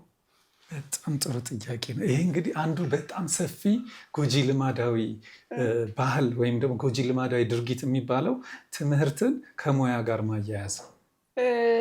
በጣም የሚገርም ነው ይሄ እንግዲህ ምክንያቱም የሰጡን ነው። ምክንያት ከፈረንጆች ስለመጣ ሳንጠይቅ ነው የተቀበልነው። ቀላል ምሳሌ ልስጥሽ። አሁን አንድ ሰው ጂም ሄዶ ስፖርት ይሰራል አይደለ? ለምንድን ነው ስፖርት የሚሰራው? ጤናማ ስለሚያደርገው አይደለም? ለበሽተኛ ተጋላጭ ኩሊ ለመሆን እንዴት ልምረጥ ሰው ይባላል? የጉልበት ስራ ሊሰራ ነው ስፖርት የሚሰራው ይባላል? አንዱ ነገር በጉልበት ስራ መስራት ትችላለሽ። ጂም ሄጄ ስፖርት ሰርቼ ጡንቻዬን አጠንክሬ ግንበኛ ልሁን ለማለት ከፈለኩኝ ልሆን ይችላል። የጉልበት ስራ ለመስራት ብቻ ነው እንደሚካሄደው? ትምህርት ቤት እኮ የምንማረው ለበሽታ ተጋላጭ እንዳንሆን ነው። ከእናቴ ጋር ከአባቴ ጋር ከእህቴ ጋር ከወንድሜ ጋር ከደንበኛዬ ጋር ንግድ ዓለም ውስጥ ብመጣ እንድግባባ። አንጎል ልክ ስፖርት ስትሰሪ ጡንቻሽን ለማጠንከር ነው አይደለም? ያንን ጡንቻ ግን የምታጠነክር ጀስት ኩሊ ለመሆን ወይ የጉልበት ስራ ለመስራት አይደለም። ብዙ ነገር ልትሰሪበት ትችያለሽ። አንጎል ውስጥም እኮ ጡንቻ ነው ያለው። ፊዚክስ ይሁን ማትስ ይሁን ኬሚስትሪ ይሁን ሂስትሪ ይሁን አርት ይሁን ሁሉም እነዚህ ጀስት ጂም ውስጥ ያሉ ኢኩፕመንቶች ናቸው ብለሽ ማየት ትችላለሽ። ጀስት መስል ነው የሚያጠነክሩት እንጂ ሁሉም ሰው ሐኪም መሆን የለበትም። ስለዚህ 97% ይውደቅ ይባላል እንዴ? ስለዚህ ያጠንክሩትና መስላቸውን ብቁ ዜጋ ይሆኑ እንጂ የፈለጉትን ይማሩ። ከዛ በኋላ የፈለጉትን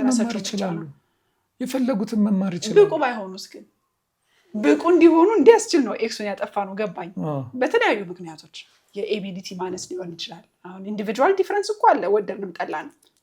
አንድ ልጅ ከሌላ ልጅ በተፈጥሮም በለው በምንም ወይ ደግሞ በኢንቫይሮንመንትም ካልክ በአካባቢም ደግሞ ለምሳሌ የቤተሰቦቹ ሁኔታ ሰላም ነበሩ ወይ ልጁ ሲያድግ ወይ ሲደባደቡ ነበረ ወይ ኢኮኖሚካሊ የቱ ጋር ናቸው ምናምን የሚለው ነገር ሁሉ ከአካባቢም ተነስቶ ኢንዲቪጁዋል ዲፍረንስ ያመጣል። እሱን ታዲያ እንዴት እንለየዋለን? ኢንዲቪጁዋል ዲፍረንስ የሚለውን አሁንም ያምጡት ሳይንሱን። ኢንዲቪጁዋል ዲፍረንስ አለ። 2 አይን አለሽ፣ 1 አፍንጫ አለሽ አይደል?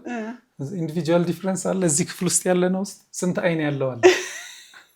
ስንት አፍንጫ ያለው ሰው አለ? ፊዚካሊ እሺ ላይኖር ይችላል። እሺ እንዴት አወቁት? የአንጎሉን እንዴት አወቁት? ኢንዲቪጁዋል ዲፍረንስ 2 ሲደመር 2 4 ማለት አንቺ ትቻለሽ እኔ አቺም ልትይ ነው? ቢኮዝ ኦፍ ኢንዲቪጁዋል ዲፍረንስ። ምናልባት እንደዚህ አይነት ቤዚክ ልታውቅ ትችላለህ፣ ግን አሁን ቤዚክ ብሎ አንጎል ነው። 2 ሲደመር 2ን ከያዝኩኝ ሁሉንም መያዝ እችላለሁ። ኦኬ ገብቶሽ? ይሄ እኮ ነው ጎጂ ልማዳዊ። አለመስማማት ይቻላል፣ ግን ሳይንሱን ያምጡ እንነጋገር። ሳይንስ እኮ ማለት አንቺ ያደረግሽውን ነገር እኔም አድርጌው ተመሳሳይ ውጤት ማምጣት አለብኝ። ኢንዲቪጁዋል ዲፍረንስ አለ ከተባለ ፊዚካሉ ላይ እንምጣ። ሬር የሆነ ማርጂናል የሆነ ምናልባት 3 አይን ያለው ሰው ሊኖር ይችላል፣ ወይ 1 አይን የሌለው ሰው ወይ ምንም አይን የሌለው ሰው ሊኖር ይችላል። 99% ግን አብዛኛው ፊዚካሊ የታወቀ ነው አይደል? በትራማና በአክሲደንት ካልሆነ በስተቀር በሆነ ምናልባት ኖርማል ዲስትሪቢዩሽን ከርቭ ላይ እነሱን ካተኮረን ልንስማማ እንችላለን። አብዛኛው ኖርማል ከርቭ ላይ የሚወድቁት ሰዎችን አማክለን ከሆነ የምናወራው እንችላለን። አውትላየሮቹን እሺ ምን እናደርጋቸው? አውትላየሮቹ ምን ያህል ስታቲስቲካሊ ኢንሲግኒፊካንት ናቸው? አሁን እኮ ጎጂ ልማዳዊ ድርጊቱ በትምህርት ዓለም ውስጥ ያለውን በሰፊው ማየት አለብን። እውነት እየተነጋገርን ነው ወይ? እውነት ነው ወይ? እነዚህ ሁሉ ነገሮች እየተሞከሩ ልጆች እኮ ኤክስፐሪመንት ማድረጊያ አይደሉም። ለእናት አባት እኮ ልጅ ፕሬሸስ ነው። አንተ እንደዚህ ትማራለህ፣ አንተ እንደዚህ ይገባል፣ አንተ እያልኩኝ ላቦራቶሪ ነው እንዴ ትምህርት ቤት? ይህንን ሁሉ ለማወቅ መጀመሪያ ስህተት ማታረም መፈቀድ ትራማ ሪስፖንስ ነው። ጥቃት ስታደርግብኝ በተለያየ መንገድ ተማሪዎች የሰው ልጆች ጥቃትን የሚከላከሉበት ወይም የሚቋቋሙበት መንገድ አለ። መሰረታዊ ነገር ላይ መተማመን አለብን። ለምንድን ነው ጫማ ሰው እናት ጫማ ልጇ አዟዝሮ ካረገ ታስተካክለዋለች? ለምንድን ነው አስተማሪ ክፍል ውስጥ የማያስተካክለው? ለምንድን ነው እሺ ፈተና ሰጥ 2 ሲደመር 2 3 አልኩኝ። ከዛ ተመልሼ ሄድኩ ትዝ ብሎኝ ኧረ ቲቸር 2 ሲደመር 2 4 መሆኑን አውቃለሁኝ። ይኸው የፈለከ ጠይቄ አስረዳ። ነጥቡን ይመልስለታል? አይመልስለትም። ለምንድን ነው የማይመልስ? መመለስ ነበረበት አይደለም? አንተ የምትለው ነገር ይገባኛል።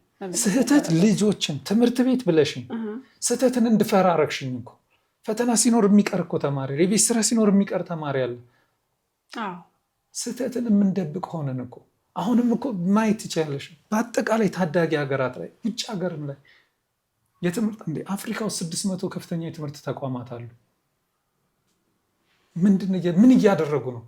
ስህተት ምን አይነት ጨካኝ አባት ወይ ጨካኝ እናት ነው ስህተቱን የልጁን ስህተት እንዳያርም የሚያደርገው?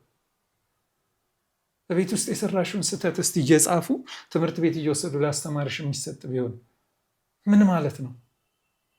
ግልባጩ እንደዛ ነው። አስተማሪ ሀሜት ነው እኮ። ይሄን አላወቀም፣ ይሄን ተሳስቷል ልጅሽ እኮ ነው የሚለው። ከተሳሳተ ለምን አያርመውም? ለምን እንዳርመው አትፈቅጅልኝም? ጎጂ ልማዳዊ ድርጊትነቱን መጀመሪያ መታወቅ አለበት። አይ ቲንክ ለዛ ነው ስትረስ አድርገ የተናገርከው። መጀመሪያ እንመን ይሄ ነገር ጎጂ ልማዳዊ ድርጊት ነው የሚለው የአግባባን ላይ ነህ አንተ። ማን ነው ስቴክ ሆልደሩ? ማን ነው በዚህ ጉዳይ ላይ መግባባት ያለበት? አሁንም ተመልሼ የጎሳዬ ዘፈን ጋር ነው መሄድ የምፈልገው። አሁን ሰርግ እንግዲህ ቀን ተቆጥሯል አይደለ? እየተጨፈረ ነው፣ እየተዘጋጀ ነው። በጣም የሚገርምሽ የዛሬ አይ ቲንክ 6 ወይ 7 ዓመት ልክ ማትሪክ፣ እኔ ማትሪክ ሁሉ ጊዜ ያለ ዕድሜ ጋብቻ ዝግጅት ነው ጭፈራ ነው ብዬ የማስበው። ዝግጅቱ በአጠቃላይ ፈተናውን ለመጠበቅ በመከላከያና በእንትን ተጠብቆ ፈተና በፊት ነው ተጠብቆ ይሄዳል ወደ ትምህርት ቤቶች። ከፍተኛ ጥበቃ እየተደረገ ልጆችስ ለልጆች በከፍተኛ ጥበቃ ነው ወደ ትምህርት ቤት የሚሄዱት። ማን ነው ቫልዩ ያለው? ልጆቹ ናቸው? ፈተናው ነው? ፈተና እኮ ሰው ሰራሽ ነው። ማን ነው ሞር ኢምፖርታንት? ወላጅ ነው። ያችን ልጅ እየዳረ ያለው እኮ ወላጅ ነው አይደለ እንዴ? ግን የማህበረሰብ ጫና አለበት። አዎ የማህበረሰቡ ውጤት ነው ወይ ወላጁ ነው? ግን መጀመሪያ ተጠያቂ ግን ልጁን ወዴት እየላከ ነው? እናት እኮ አብራ የምታለቀሳለች። እናት እኮ ለልጇ ሌሊቱን ሙሉ ሻይ ያፈናች አጥኚ ልጄ እያለች እኮ የምትላለች። ምን እየተደረገ ነው? መነጋገር አለብን። መጠየቅ እኮ አለበት። ማን ነው? እሺ 2 ሲደመር 2 አርቲፊሻል ነው፣ ሰው ሰራሽ እውቀት ነው። ልጁስ በስንት መከራ የተገኘ ልጅ እኮ ነው፣ በስንት ጸሎት። እንዴት በ2 ሲደመር 2 ልጄን አንተ ደደብ ብለሽ ወረቀት ትሰጫዋለሽ? ማን ነው የሚበልጠው? ከማትሪክ ፈተናና ከተፈታኞቹ ሚዛን ላይ ተቀምጦ ማን ነው ሞር ኢምፖርታንት? ለሀገር የሚጠቅመው ማን ነው? በዚህ ምድር ላይ ከፍተኛው ኃላፊነት ልጆች ማሳደግ ነው። ልጆች ላይ ምን እያደረግን ነው? እያስተማር እንዴት ስህተት አይታረም ይባላል። አንድ ቀላል ምሳሌ ልስጥሽ። ፈተና አንቺ ውጤት ተሰጠሽ፣ አስተማሪው ሲያርም ራይትሽን ሲቆጥር ከ20 ነው የተሰጠው 13 ብለዋል። ግን ሲቆጥር 1 ዘሏል፣ 14 ነው። ተሳስቷል አስተማሪው ሲቆጥር አይደል? አንቺ ሄደሽ ቲቸር ራይቴን ቁጠረው 14 ነው፣ አንተ ግን ያሰጠኝ 13 ነው ብትዩ ያስተካክለዋል? አዎ ያስተካክላል። ለምንድን ነው አስተማሪ ስህተቱን ማስተካከል የሚፈቀደው? እኔ ግን ቲቸር ይህን ተሳስቻለሁኝ አውቀዋለሁ አሁን መልሱን ስል ማወቄን ነው አስተማሪ የሚፈልገው ወይስ አቅሙን እኔ ላይ ጉልበቱን ማሳየት ነው?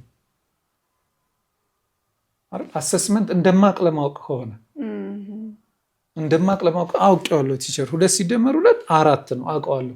በፈለግከው መንገድ ጠይቀኝ ነጥቤን መልስልኝ ብል ይመልስልኛል? አስተማሪ ሲሳሳት ማረም ይችላል። ልጆች ሲሳሳቱ ማረም አይችሉም። ማን ነው ለልጆች የሚጮኸው? ሰው ተጠያቂ ወላጅ መናገር አለበት። ለምንድን ነው ኤክስ እንዴ?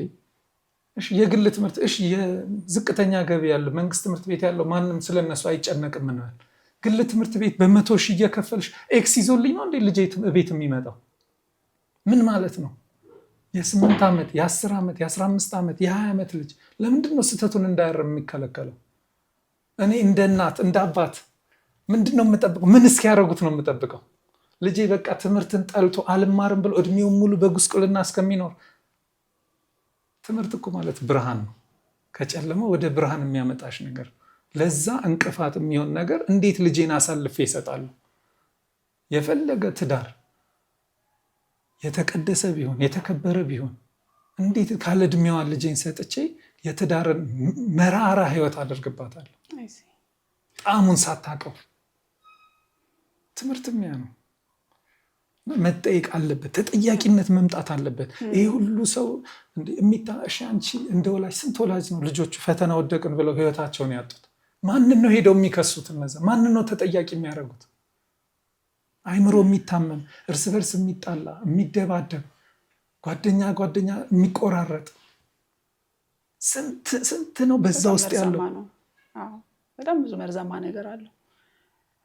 ማን ነው ኃላፊነት የሚወስደው? አይ ቲንክ የሁላችንም ስራ ነው የሚሆነው። ምክንያቱም አሁን ያለመድነውን አይነት እይታ ነው እየነገርከን ያለው። አሁን ይሄንን አላውቀውም ስለ የተማርኩበት ሲስተም ቢመርም የተዝዋለደስ በቃ እንደዛ ነው የተሰጠኝ ብለን የተሆነውን ነገር አሁን እንድንጠይቅ እያደረከን ነው። ለምን ተቀበል ነው ለምን አንቀይረውም እያልከን ነው።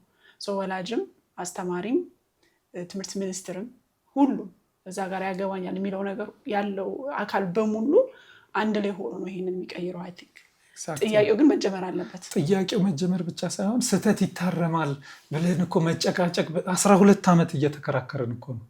ስህተት ይታረማል አይታረምም እያልሽ ከምሁራን ጋር መነጋገር አያሳዝንም? አይ ቲንክ ያሳምናቸዋል ይመስለኛል። because it's obvious እንዳልከው እኮ ነው ቅድም ግልጽ የሆነ ነገር ስህተት ይታረማል ወይስ? አዎ ይታረማል። ታዲያ ለምን አይታረምም? አሜሪካን ሀገር ኤክስ ስላለ ነው ይሉሻል። እሱን ማስቀረት ምንድን ይመስለኛል አይደል? አሜሪካ አይደለም እኮ የኔ ልጅ እያሳደገልኛል ወይ አውሮፓ አይደለም እኮ። አውሮፓ ውስጥ ኤክስ ይሰጣል፣ እዚህም ይሰጣል። ሰዎች ፐኒሽመንት ከሌላቸው ወይም ደግሞ ጥቃቱ ካስቀረ ነው። ጥቃት በአንተ ትርጉም ነው የሚሄደው። ጥቃቱን ካስቀረ ነው ወደዛኛው አቅጣጫ አይሄዱም ብለህ ታምናለህ? ስጋት አይኖርህም? አሁን ስጋቱ ቀጥታ ተገላቢጦሽ ነው። ስህተትን የማያርም ትውልድ እያመረትን ነው። ትምህርት ቤት ሄደሽ ስህተትን የማያርም ስህተትን የሚፈራ ስህተትን የሚሸሽ ተማሪ እየተመረተ ነው። ነፃነት ግን ከሰጠ ነው ራሱም ስህተት አርም እኮ ነው። ስህተት ማረም እኮ ራሱ እንዴ ተሳሳትኩኝ ብዬ ስህተቴን አምኜ ካረምኩኝ ከዚህ በላይ ምን ትፈልጊያለሽ? የሚያስደንቅሽ እኛ አንድ ትምህርት ቤት ላይ ስንሄድ መጀመሪያ ያደረግነው ምንድነው ችግራቸው አልናቸው። ወራቤ ከተማ ላይ ስልጤ ዞን ወራቤ ሁለተኛ ደረጃ ትምህርት ቤት ርዕሰ መምህራኑ ሰብስበው መጀመሪያ ስንሄድ ምንድነው ችግሩ የትምህርቱ አልናቸው። የተለመደውን ጠቀሱ። መጽሐፍ የለም እንደዚህ ነው ወላጅ ተሳትፎ የተለመደውን አሉ እና ከዛ ውስጥ ከተናገሩት አንድ ምን አሉ? አትሊስት ፋይናል ፈተና ሲሆን ሃይ ስቴክ ፈተናዎች ሲኖሩ ቢያንስ ከ2400 ተማሪ 20 ልጆች ራሳቸውን ይስታሉ። ራሳቸውን ስተው ፈተና ላይ ይወድቃሉ። ያው ብዙ ማንም ሰው ሄዶ ይሄን ማጣራት የሚችለው ነገር ነው። ማትሪክ ላይ ካጠገብሽ የምትፈተነው ስትታመምና ስትወድቅ አንቺ ላይ ጫና ያመጣም ያንቺን ውጤት ይረብሽሻል አይደል? 20 ልጆች ይወድቃሉ አሉ። እኛ ስንገባ ስህተት ይታረማል ብለን አለ አሳየን። ፕሮሲጀሩ እርግብ ፕሮግራም የእርግብ ሲስተም ነው። ሰላም ማምጣት በአስተማሪና በተማሪና በአስተማሪ ሰላም የማምጣት ሂደት ከዛሬ ጀምሮ ስህተት ይታረማል ብለን አለ። አንዱ ከእኛ ህዳር ላይ ነው 2016 የገባ ነው። እስከ ሰኔ 700,000 ኤክስ አርመናል። እዛ ትምህርት ቤት ላይ ስህተት ይታረማል ብለን ስናውጅ አንድ ተማሪ በፈተና ላይ አልወደቀም አመቱን ሙሉ። ማመን አስተማሪዎቹ ማመን አቅቷቸዋል። ምክንያቱም ፍርሃት ነው። ግን ከዛ በፊት ምን ይባላል? እንደዚህ አድርጓት ነው፣ ጓደኛዋ እንደዚህ አድርጓት ነው፣ እንዲታማለች፣ እንደዚህ ተደርጋለች። ግን ተማሪ ትራማ ሪስፖንስ ነው፣ ይጨነቃል። ፈተናውን ወድቃለሁ አልወድቅም፣ ጓደኛ የበለጠችኝ አልበለጠችም። ምክንያቱም ኢንቴግሪቲሽን ነው፣ ሃራስመንት ነው። ከጓደኛችሽ ጋር ትለካኪበታለሽ። እሷ እንዲያገኘች አላሳይም ብለው እኔ በአይኔ እያየ 2 የ5ኛ ክፍል ተማሪዎች እየተደባደቡ እንዴ ምን ሆናችሁ? በጣም ጓደኛሞች ናቸው፣ አንድ ሰፈር ያለው። ምን ሆነ? ውጤቴን አየችብኝ። እንግዲህ የምትወጂው ጓደኛሽ እንኳን የምትያት አብረሻት የምትውለው እንኳን ውጤትሽን እንዲያይ አትፈልጊም። እኔ ትዝ የሚለኝ ካምፓስ አላጠናውም ነው የሚለው ሁሉ። አሁን እሱን አስታወስከኝ። ላይብራሪ ያደራችሁት አላጠናውም። ምክንያቱም ውጤቱ ሲመጣ ምን ትያታለሽ? ደደብነሽ ነው።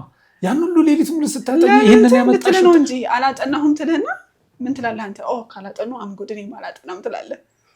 ኮምፓራቲቭ አይደለም፣ ኖርም ሪፈረንስ ስለሆነ ኦኬ ከኔም ካላጠና እኔም ለሰስ አድርጌ ባጠና ችግር የለውም ትልና ስታለስስ ለካንሱ አጥንተዋል ዘጭ ትላለህ ማለት ነው። አየህ እንደዚህ መጠላለፍ አይነት ማለት ነው።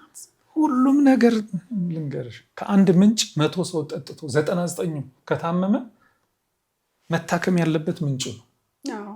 ትምህርት ቤት ውስጥ ነው እኮ እኔ የምናገረው ለአንቺ አይጣፍጥም፣ እኔም አንቺ የምትናገሩ ለእኔ ሬት ይላል።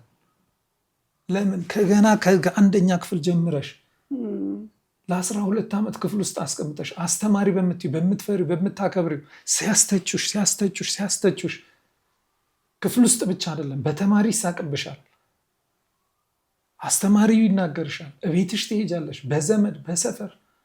ከዛ ደግሞ ከፍ እያል 8ኛ ክፍል ስትደርሽ ደግሞ በክልል ደረጃ እኮ ነው ሀሜት የሚለጠፍብሽ። 70 ያመጣችሁ 60 አንድ ነገር ልንገርሽ። አሁን እስቲ በትምህርት ዓለም ላይ አሁንም አዲስ አበባ ዩኒቨርሲቲ እንደገና ልውሰድ። አዲስ አበባ ዩኒቨርሲቲ ውስጥ ምሁራን አሉ አይደለም? ደሴ የ60 ዓመት ፕሮፌሰሮች አሉ እንበል። 60 ዓመታቸው ከሆነ በ7 ዓመታቸው ትምህርት ነው የጀመሩት እንበል። 7 ዓመታቸው እያለ አንደኛ ክፍል ነበሩ አይደለም?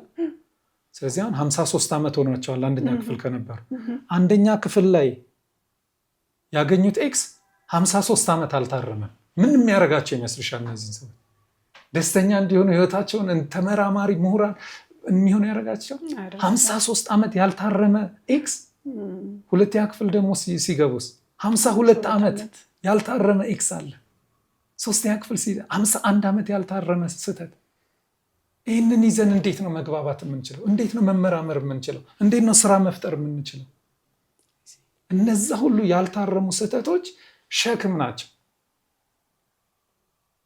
ትራውማ ሪስፖንስ ነው የምንኖረው። ትራውማ ሪስፖንስ 2 ሲደመር 2 4 እንደሆነ ከፍ ስትል ታውቀው ይሆናል። ግን ኤክስ የተደረገው ግን አብሮ አንተ ላይ ጠባሳ ጥሎ ይኖራል ማለት ነው። ማንም ክሬዲት አይሰጥሽም እኮ 2ኛ ክፍል ስትደርሽ ወይ 3ኛ ክፍል ወይ 8ኛ ክፍል ላይ 2 ሲደመር 2 ብሎ ነጥብ የሚሰጥሽ የለም። አሁን ስላወቀው ላርምልህ ሄጄ ፋይልህን ላስተካክል የሚል የለም። እንደገና አይጠይቁሽም እንጂ ቀላሉን ጥያቄ አንቺ ካለ እድሜሽ የጠየቁሽን ጥያቄ በኋላማ አይጠይቁሽም። ወራቢ ላይ 2ኛ ደረጃ ትምህርት ቤት አልከኝ አይደል? ጎበዞቹ ተማሪዎች አልተናደዱባችሁም? ሁሉም እየሄደ ስተቱን ሊያርም ከሆነ እንዳልከው እኮ ነው። ሌሊት ቁጭ ብሎ ምን ብሎ አጥንቶ የመጣውን ልጅ እንዴ እኔ አጥንቼ ያመጣሁትን ውጤት ብታርሙለት ከሆነ የሚል ጥያቄ አላስነሳም? በጣም አሁን እንደዚህ አይነት ጥያቄዎች ተነስተው ነበረ፣ ከልጆች ብቻ ሳይሆን ከወላጆች። ይህም ደግሞ አንዱ ጎጂ ልማዳዊ ድርጊት ነው። አየሽ፣ ጎጂ ባህል ነው። ምክንያቱም ምንድነው? ለፈተና ብሎ ማጥናት ቁማር ነው፣ ትምህርት አይደለም። አየሽ፣ ላይብረሪ ሄደሽ ፈተና ነጋለኝ ብለሽ ለፈተና ብለሽ የምታጠኝ ከሆነ ይሄ ትምህርት ቁማር ውስጥ ነው ያለሽ። ይህን ማስተዋል፣ አሁን ለወላጆች ግንዛቤ ማስፋት። ጎጂ ልማዳዊ ድርጊት እንግዲህ ያ ነው። እኔ ነገ ፈተና አለኝ ብዬ ማጠና ከሆነ ትምህርት አምለም ውስጥ አይደለሁም ያለሁት። ሴሚስተሩ ሙሉ ብታጠናስ? ስቲል እኮ አሁን ይሄ ሰውዬ ሴሚስተሩ ሙሉ አጠና፣ ቅድም እንዳልከው ከመስከረም ጀምሮ አጠና ይሄ ልጅ። ከዛ ግን ስለዚህ ለፈተና ነው ወይ የሚያጠናው? ለምንድን ነው ጓደኞቹን የሚያየው? ምን ያገናኘዋል ታዲያ? አሁን የነበረበት ሲስተም ላይ ነው የገባችሁት። ሲስተሙ እንደዛ ነበር እኮ። ማስረዳት አለብና። ምክንያቱም የመጀመሪያ ተጠቂዎቹ ጎበዝ ተማሪዎች ናቸው። የመጀመሪያ ተጠቂዎቹ የሀብታም ልጆች፣ የባለስልጣን ልጆች ናቸው። አሁን በኢትዮጵያ ታሪክ ውስጥ ከግርማዊ ቀዳማዊ ኃይለ ሥላሴ ጀምሮ እስካሁን እኮ ከፍተኛ ገቢ ያላቸው ወላጆች ልጆቻቸውን በብዙ ቦታ አስተምረዋል። የታሉ? በነበረው ሌጌሲ ላይ ማስቀጠል ችለዋል? እናት አባቶቻቸው ያካበቱትን አንቺ ለፍተሽ ገንዘብ ኖሮሽ ከፍተኛ ትምህርት የምታስተምር ብዙ ገንዘብ ከፍለሽ አንቺ መንግስት ትምህርት ቤት ተምረሽ ለፍተሽ ትንሽ ገንዘብ አግኝተሻል። በዛ እኔ ልጄ ከኔ የተሻለ ትምህርት ታገኝ ብለሽ የግል ትምህርት ቤት አስገብተሻል። ያንቺን ያካበትሽው ሀብት ላይ እኮ መጨመር ነበር የነበረባቸው አይደል? እስቲ ይጠሩ፣ ይሰብሰቡ፣ ከተማ ውስጥ ያሉ ስለ ልጆቻቸው ይናገሩ። ስንቱ ነው በልጆቹ ውጤት የሚኮራው? ስንቱ ነው የሚጋጨው? ስንቱ ነው እናቱን አባቱን አይኑን ላለማየት እናቴ መጣች ብሎ የሚደበቀው የሚተኛው? ገና በህፃንነታች ስለምንሰራ ስለምናየው እኮ ነው። ህመሙን የደበቀ መፍትሄ አያገኝም። መጀመሪያ ደረጃ ልጆች የሚያጠኑት እንዴት አንቺ እየተማርሽ ሆነሽ ለፈተና አጥኑት ያለሽ? ለእውቀት እኮ ነው ማጥናት ያለባቸው። ሰው ማጥናት ያለበት እውቀቱን ለመያዝ ነው። እውቀቱን ልክ እንደ ስሙ እድሜ ልኬን እንድጠቀምበት እኮ ነው። ለፈተና ብዬ እያጠናው ከሆነ ይሄ ወንጀል ነው። በነገታውን ትረሳዋለህ። በነገር ላይ መልሱም ትዝ አይልም የመለስከው። ግን አሁን ቻሌንጅ መምጣቱ አይቀርም። ወላጆች እንዴት ሌሎቹ እንዲያርሙ ተፈቀደላቸው? ምን አላችኋቸው እኮ? ይሄ ነው በጣም ቢያስደድግሽ ነገር። መጀመሪያ ሌሎቹን ማየት ራሱ ውርደት ነው፣ ውርደት ነው በእውነት። ምን አገባሽ ስለሌሎቹ? አንቺ ከአንቺ ነጥብ ተነጥቋል። አሁን ለምሳሌ ልንገርሽ፣ ጫማውን አዟዙሮ አረገ። አንድ ክፍል ውስጥ አንቺ አስተማሪ ነሽ፣ አርጉ ጫማችሁን አልሽ። 10 ልጆች በትክክል አረጉ፣ 30 በትክክል አላረጉም። ከዛ የ30ውን አስተካክለሽ ብታረጊላቸው ወላጅ መጥቶ ለምን ሌሎቹ ልጆች አስተካከሉ ይባላል? እግሩ ይጣመም ታዲያ? ነውር ነው፣ ጎጂ ልማዳዊ ድርጊት ነው እኮ የምልሽ። ለዚህ ነው መደጋገፍ ስትችይ እና ወላጆች አሁን መጥተው የሚገርምሽ ነገር በጣም ጎበዝ ተማሪዎች፣ በጣም አቅም ያላቸው ተማሪዎች ስህተት መታር አንድ ተማሪ 2 ከ25 አመጣ እና ፕሮሲጀር አለው። ስህተቱ ሲታረም ፕሮሲጀር አለው መከተል ያለብሽ። እና አንድ ጥያቄ አሁን ለምሳሌ 2 ሲደመር 2 3 ካለ ተማሪ በፊት ኤክስ ተደርጎ ነጥብ ይነጠቅ ነበር። እኛ ምንድነው ኢንጌጅ ነው፣ ሌተሩን ቀይረነዋል። መጀመሪያ የምንለው ኤክስ ካሁን በኋላ ተማሪ ከተሳሳተ ኢንጌጅ በለው፣ እውቀቱን እስከምታገኝ ጣር ነው። ኤኒታይም መተሽ ነጥቡን መውሰድ ትችላለሽ። በትክክል አንድ ነገር ይዘሽ ትመጪ፣ ትክክል ካልሆነ በዚህ አስተካክልልሻለሁ፣ ሄደሽ አስተካክለሽ ትመጫለሽ። ምክንያቱም ያስተማሪው ዓላማ ልጅ እውቀቱን ልክ እንደ ስሙ እንዲያውቀው፣ እድሜ ልኩን እንዲጠቀምበት፣ ለፈተና አይደለም። ያ ነው ዓላማው። በዛ ፕሮሲጀር መካከል ልክ እንግዲህ አንድ ተማሪ በትክክል መልሱን ካልሰጠ በመጀመሪያ እድሉ ያ ፈተና የቤት ስራ ይሆናል። ሄዶ አስተካክሎ ያን ነገር አስተካክሎ መጥቶ እንዳወቀው ለአስተማሪው እስካስረዳ ድረስ ውጤቱ ይስተካከልለታል። እና አንድ ተማሪ 22 ሂሳብ ፈተና ላይ ነው፣ በቪዲዮ ቀርተነዋል። አስተማሪው ራሱ ምስክርነት ሲሰጥ 2 አገኘ ከ25። ያው ኢንጌጅ ተብሎ ተሰጠው። ኢንጌጅ እንግዲህ ወደ 23 ኢንጌጅ ተባለ።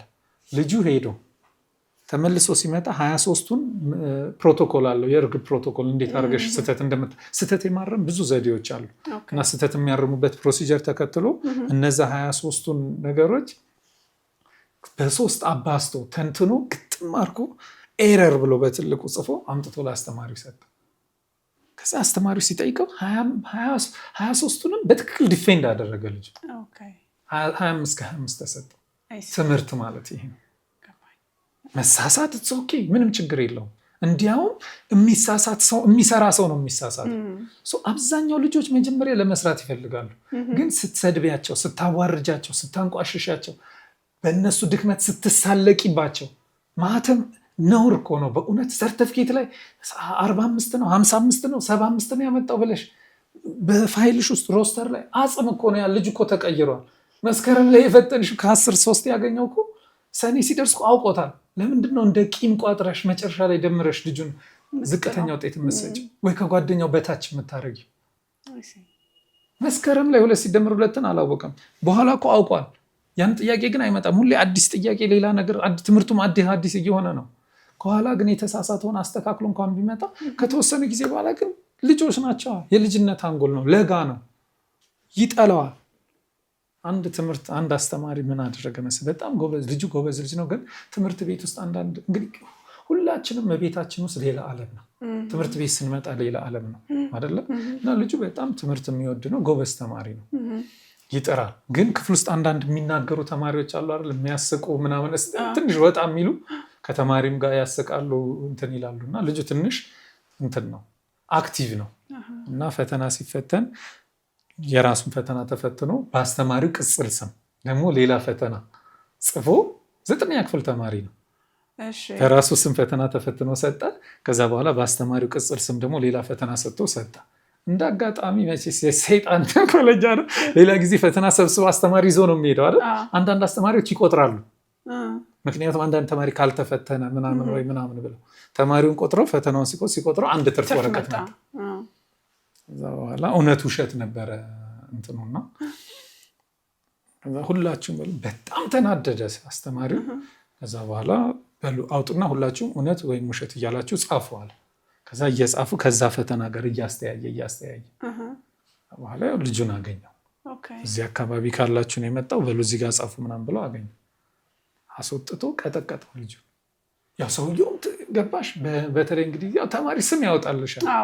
ሰውየው ራሱ ነው ቅጽል ስም ያወጣለት ሰውዬ ነው ፈታኙ የሚሆነው። አስተማሪው ነው የአስተማሪውን ስም አስተማሪው ሲፈትን በራሱ በቅጽል ስም በወጣለት ተማሪ ተፈተነ። ስለዚህ ተገረፈ። እሺ ትራውማታይዝድ ሆነ። በቃ ልጁ ቀጠቀጠው። እዛ እኔ አይደለሁም ማለት ልጅነት ነው። ልጆቹ ሳቁ ምናምን ያው እንትን ነው። አስተማሪው ቀጠቀጠው፣ ተጠማመዱ፣ ከትምህርት ወጣ። ከትምህርት ቤት ትምህርቱን በቃ እርግፍ አድርጎት። ያቺ እንግዲህ አንድ ላስቅ ብሎ ወይም አንድ ትልልበል ብሎ ልጅ ስትሆን እኮ አፕሩቫል ነው የምትፈልገው። ጓደኞቼ ሳቁ ደስ አላቸው፣ ስለዚህ ደስ አለኝ እኔ ነው። የአቻ ተቀባይነት ይሄ ሳይንስ ነው እኮ በሳይኮሎጂ አይደለ? የአቻ ተቀባይነት በጣም ኢምፖርታንት ነው። እንኳን ለህፃናት ትምህርቱ እንኳን ለአዋቂዎችም ከጓደኞቼ በታቸው እሷ ከኔ ጋር ተምራ እዚህ እገሌ በትምህርት ዓለም ልክ 12 ያስ ክፍል ስደርሽ እኮ ነው ሰማይ የሚደፋብሽ። ሌላ ጊዜማ ልክ እንደ ስራ ብድግ ብለሽ ትሄጃለሽ። እቤትም ትንሽ ተማሪ ነሽ ተብለሽ ትከበሪያለሽ። ልክ 12 ወድቀሃል ተብለሽ ስትባረሪ ግን ታያለሽ። የደህና ቤተሰብ ልጆች ወይ ውጭ ይልኳቸዋል ወይ ንግድ ውስጥ ያስገቧቸዋል፣ ያን ነገር ያደርጓቸዋል። አንቺ ግን አብሮሽ ቁጭ ብሎ ሲጫወት ምን የነበረው ታትሰጥ ህይወትሽ። ከዛ ከ5 ዓመት በኋላ ስታዩ መኪና ይዞ ሲሄድ ታየዋለሽ። በኮምፓሪዥን የመጣው ያ ኮምፓሪዥን እኔ ከሷ የተሻለ ጠራለሁ ትያለሽ። ለምንድን ነው የምማረው ነው የምትይው። ጥረትሽንም ከንቱ ያደርግብሻል። ገባኝ። በጣም ገብቶኛል። አንድ ኦልሬዲ የጀመራችኋቸው ፕሮጀክቶች አሉ። ዚስ ይር ደግሞ ሌላ ቦታ ናችሁ መሰለኝ አይደለም? ኤግዛክትሊ። አሁን ዘንድሮ ያለነው እዣ ወረዳ ጉራጌ ዞን እዣ ወረዳ አጌና የሚባል ከተማ ላይ ነው። እዛ ከተማ ውስጥ ያሉት ሙሉ ያ ከተማ አሁን በዓለም የመጀመሪያው ከኤክስ ነፃ ከተማ ነው። በእውነት በጣም የሚያስደንቅ ነው። እድላችን ሆኖ ያለንበት እናመሰግናለን በእውነት። ምክንያቱም ምን ያህል ፓሽኔት ሆነ እንደምትከራከር ለልጆቹ እያየው ስለሆነ ከኤክስ የጸዳ ከተማ ማግኘት ራሱ ትልቅ ነገር ነው። ይሄ ሰበር ዜና ነበረ። የሚገርምሽ ነገር ይህን እዛ ጋር ግፍ ቢሆን የዓለም መንግስታት የሚዘግቡት ነበረ። ግን እዛ ላይ ተማሪዎች ስህተታቸውን እያረሙ ነው። የጉራጌ ባለ ሀብቶች ነው ጋብር የሚባል በጎ አድራጎት ድርጅት እነሱ ናቸው የጠሩ። እኛ ለሁሉም ነው ያቀረብነው ፕሮፖዛላችን። አሁንም እየሰራን ነው። አሁንም አዲስ አበባ ከተማ ላይ ስህተት እንዲታረም ፕሮፖዛል እያደረግን ኒጎሽዬት እያደረግን ነው፣ ሪች አውት እያደረግን ነው። የእኛ ዓላማ የፕሮግራሙ ስም እርግብ ኤክስለስ አፍሪካ ነው። አፍሪካ ውስጥ ያሉ ስህተቶች በሙሉ በትምህርት ቤት የሚሰጡት በአስተማሪዎች የሚሰጡት ስህተቶች እያንዳንዳቸው መታረም አለባቸው። ልጆች ስህተታቸውን ጠላትሽ ካልሆነ ስህተት እየሰራ ዝም ትይዋለሽ? ስህተት መስተካከል አለበት። ግን እንዳናስተካክል ደግሞ የኛ ያልታረሙ በሺዎች የሚቆጠሩ ስህተቶች አሉ። ያዙን እነሱ። እኛም እኮ ያልታረሙ ኤክሶች ይዘን አይደል እዚህ የደረስነው። እነሱ ጋር ደውና ስለ ስጋት አለ። ስህተት ቢታረም የሆነ ነገር ቢመጣስ? እኔም እኮ ዛሬ እኮ ጠየቁ ያ ስጋ ያልታረመ ኤክስ ሊሆን ይችላል። ከዛስ ግን ምናምን የሚል ነገር ይፈጥርብኛል። ገባ? ስህተት ከታረመ ስታስቢበት ምክንያቱም ስለመጣ ነው። ይገባኛል። ነጮች ናቸው ኤክስ እና ራይትን ያመጡት። ይህንን ይዘሽ የትኛውም የአፍሪካ ትምህርት ሚኒስቴር ሄደሽ ለምንድን ነው ኤክስ የምትሰጠው ብለሽ ብትጠይቂው መልስ መስጠት አይችልም። እኔ በአንቺ ቃል እገባለሁ በአንቺ ሚዲያ ላይ ስህተት ለምን እንደማይታረም ምክንያት ያምጡ። 500,000 ብር እርግብ የትምህርት አገልግሎት ይሸልማል። 500,000 ብር በእውነት ቃል በአንቺ ለምንድን ነው ልጆችን ስህተት እንዳያርሙ ተደራጅተሽ የምትከለኪው ለምንድን ነው? ስለዚህ በጣም አሳማኝ የሆነ በዚህ ምክንያት ነው ኤክስ የምንሰጠው የሚል ምሁር መድረኩ ላይ ይምጣ፣ ማንም ሰው ይምጣና ያስረዳ። የሚያምኑባቸው ፈረንጆች ይምጡ፣ የሚያምኑባቸው ከፈለገ ኢንስቲትዩት በዓለም ዙሪያ ካለ ኤክስ ለምን እንደሚሰጡ ይምጡና እንነጋገር። ስላየነው ነው። ገባኝ። ትምህርትን እያስተማርን ሳይሆን እየገደልን ነው። በዚህ መልኩ ኤክስ ሰተን እያስተማርን ነው የሚል ካለ ይምጣና። ለምንድን ነው ኤክስ የሚሰጠው? ዶክተር መራዊ በጣም ደስ የሚል ነገር ነው ዛሬ ያካፈልከን። በጣም ፓሽን እንዳለ ይታየኛል። ጥያቄ አይደለ ወደ ትምህርት የመለሰ መልሶ ፓሽኑ ይመስለኛል በዚህ መጠን ተመልሰ መጣ ይሄንን ነገር ማረም አለብን ብለን እንድትገባ ያደረገና እስቲ ስለ ፓሽን በዛው ከመጣ አይቀር በዛው ልጠይቅ። ለሚያዳምጡንም ወጣት ልጆች ይኖራሉ ገናና ፓሽናችንን እንዴት ነው ማወቅ የምንችለው? ይሄ ነው በህይወቴ መስራት ያለብኝ የሚለውን ነገር እንዴት ነው ማወቅ የምንችለው? በጣም ደስ የሚል ጥያቄ ነው። የሚገርምሽ እኔ ልክ የዛ ልጅ ሁኔታ የጎዳና ተዳዳሪ ልጅ ሁኔታ ልክ ሲረብሽን ቀጥታ ሄጄ ትምህርት ቤት ነው የሄድኩትና እኔ የምኖርበት እንደነገርኩሽ የሂፕ ሆፕ ካልቸር ያለበት አካባቢ ኮሚኒቲ ነው የምቀርበው የነበረው። የሚስበኝ ያ ነበረና ቀጥታ ሄጄ የገባሁት የጥቁሮች ትምህርት ቤት ነው። ቴክሳስ ሳውዘርን ዩኒቨርሲቲ የሚባል ሂውስተን ቴክሳስ ውስጥ ያለ ዳውንታውን አካባቢ ያለ ትምህርት ቤት ነው እና እዛ ነው ሄጄ የገባሁት። ልክ እዛ ስገባ ኦሪየንቴሽን አለ አይደል? ኮሌጅ ስትገቢ ፍሬሽመኖችን ሁሉንም ሰብስበው ኦሪየንቴሽን ይሰጣሉ እና ጥቁሮቹ በጣም የሚያስደንቅ ነው። የጥቁር ትምህርት ቤቶች በአሜሪካ ውስጥ ያሉት አሁን ብዙ ሰው የሚያውቀው አይቪ ሊግ ነው። ሃርቨርድ ወይ ደግሞ ትልልቆች ኮሎምቢያ፣ የል፣ ፕሪንስተን ተማርኩኝ፣ ኦክስፎርድ አውሮፓ ውስጥ ያሉትም እኔ እነዛ ሁሉ ትምህርት ቤት የመማር እድል ባገኝ ጥቁር አሜሪካኖች ትምህርት ቤት በማር ይሻለኛል። ለምን መሰለሽ? እዛ ያገኘሁት አንድ ነገር ምንድን ነው? እዛ ስትሄጂ ጥቁር አሜሪካኖች ትምህርት ቤት ላይ በታሪካዊ ጥቁር ተማሪዎች ትምህርት ቤት ይሄ የተቋቋመው በመጀመሪያ ታሪኩን በጣም የሚያጓጓ ነው። ነጮቹ ሴፐሬት በት ኢኳል ብለው ህግ አውጥተው ከኛ ጋር የነሱ የጥቁር ልጆች ከኛ ጋር እንዳይደባለቁ የራሳቸው ትምህርት ቤት እንስጣቸው ብለው የተቋቋሙ ናቸው እና ጥቁሮች ትምህርት ቤት ሄደሽ ስትማሪ እዛ አሁን ሌላ ሞደርን ኤጁኬሽን ሌላ ከጥቁር ትምህርት ቤቶች ውጭ ሄደሽ ስትማሪ አፍሪካ ውስጥ ያሉ በካሪቢያንስ ያሉ አሜሪካ ውስጥ ያሉ የነጭ ትምህርት ቤቶች ወይም ዩሮሴንትሪክ የሆኑ ትምህርት ቤቶች ስትሄጂ እነሱ እንደ መርማሪ ናቸው። መጀመሪያ ውጤትሽን አይተው እቺ ልጅ ጎበዝ ናት አይደለችም ይላሉ። ከዛ ደግሞ ስትገቢ መርምረው ነው ሲያስተምሩሽም ያስተምሩትን ነገር ይዘዋለች አልያዛቸውም ምርመራ ነው፣ ኢንተሮጌሽን ነው። ብዙ ጊዜ ፈተና ፈትነው አውቀዋለች አላወቀችውም የሚል ነው። ጥቁር ትምህርት ቤቶች ግን በጣም የሚያስደንቀሽ እንዴት አድርገን እንርዳት ነው። ፈተናውንም የሚያመጡት አንቺን ከፍ ለማድረግ ነው።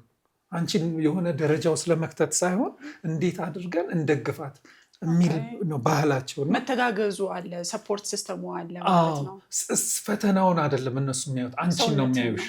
አንቺን ጥቁር በተለይ ጥቁሮች ስለሆኑ ያውቃሉ፣ ግፉን ያውቃሉ፣ ህመሙን ያውቁታል፣ ህመሙን ኖረውታል። ገባሽ? ህመም ስላለ እነሱ አንቺን እቻቸውን ከፍተው ተቀብለው አንቺን ትልቅ ደረጃ ላይ ለማድረስ ነው ከአንቺ ጎን ነው የሚሰለፉት። በዛ አይነት ነው እና ልክ ኦሪየንቴሽን ስንገባ ረስል ሲመንስ የሚባል በጣም ሀብታም ጥቁር አሜሪካዊ ለኦሪየንቴሽናችን ጊዜ አመጡት ኢንስፓየር ለማድረግ ሮል ሞዴል ለመሆን እና ረስል ሲመንስ አንድ ተማሪ ምን ብላ እንግዲህ ያውም እኔ 2 ዓመት ሆኖኛል 12 ክፍል ከጨረስኩ እንደነገርኩሽ ንግድ ዓለም ውስጥ ነው። እነዛ ገና ልጆች ናቸው ገና 17 18 ዓመት ነው እና እሱ ምን ብላ አንድ ነው መጀመሪያ አንድ ልጅ ምን ብሎ ጠየቀ፣ እንዴት አንተ እንደዚህ አይነት ስኬት ላይ ልትደርስ ቻልክ ብሎ ጠየቀው አንድ ልጅ እና መልስ ሲሰጥ ምን አለ፣ ፓሽኔት ስለሆንኩኝ ነው። በምሰራው ስራ ላይ ፓሽኔት ስለሆንኩኝ በጣም ደስተኛ ነኝ፣ እዚህ ደረጃ ላይ ለመድረስ ችያለሁ። አንድ ጥቁር አሜሪካዊ ሌላ ጥቁር ተማሪ ትነሳና ፓሽኔት እንደሆንኩኝ በአንድ ነገር ላይ በምን አውቃለሁኝ ብላ ጠየቀች። አንድን ነገር እንደምወደው ያ የኔ እንደሆነ በምን አውቃለሁ? ኤግዛክትሊ በምን አውቃለሁ? ለምሳሌ ሙያ ሊሆን ይችላል። እንግዲህ ኦሪየንቴሽን ላይ ስትሄጂ ገና ሜጀር አልመረጥሽም፣ ሜጀር ልትመርጥ ትችያለሽ። ኢንጂኒየር ሊሆን ወይ ፋርማሲስት ሊሆን ወይ ቢዝነስ ላጥና የምታጠኝ ብዙ ምርጫ አለ አሜሪካን ሀገር ራስሽ መርጠሽ የምትማሪበት ስለሆነ እና የትኛው እንደሆነ ፓሽኔ አላቅም እንዴት ነው አንድ ነገር ላይ ፓሽኔት እንደሆንኩኝ እንዴት ነው የማውቀው ብላ ስጠይቀው የመለሳት መልስ ምንድን ነው?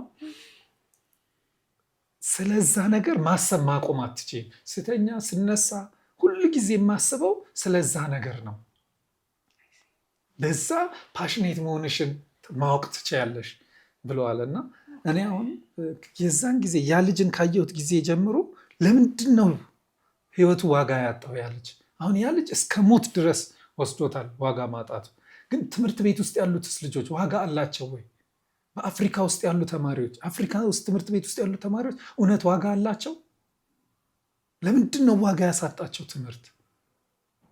ተምረውም ደግሞ ይህንን አስከፊ ጎጂ ባህል ተቋቁመው ትልቅ ደረጃ ላይ የደረሱትስ እውነት ደስተኛ ናቸው? አንድ ደብዳቤ ለመጻፍ፣ አንድ ንግግር ለማድረግ አንቸገርም?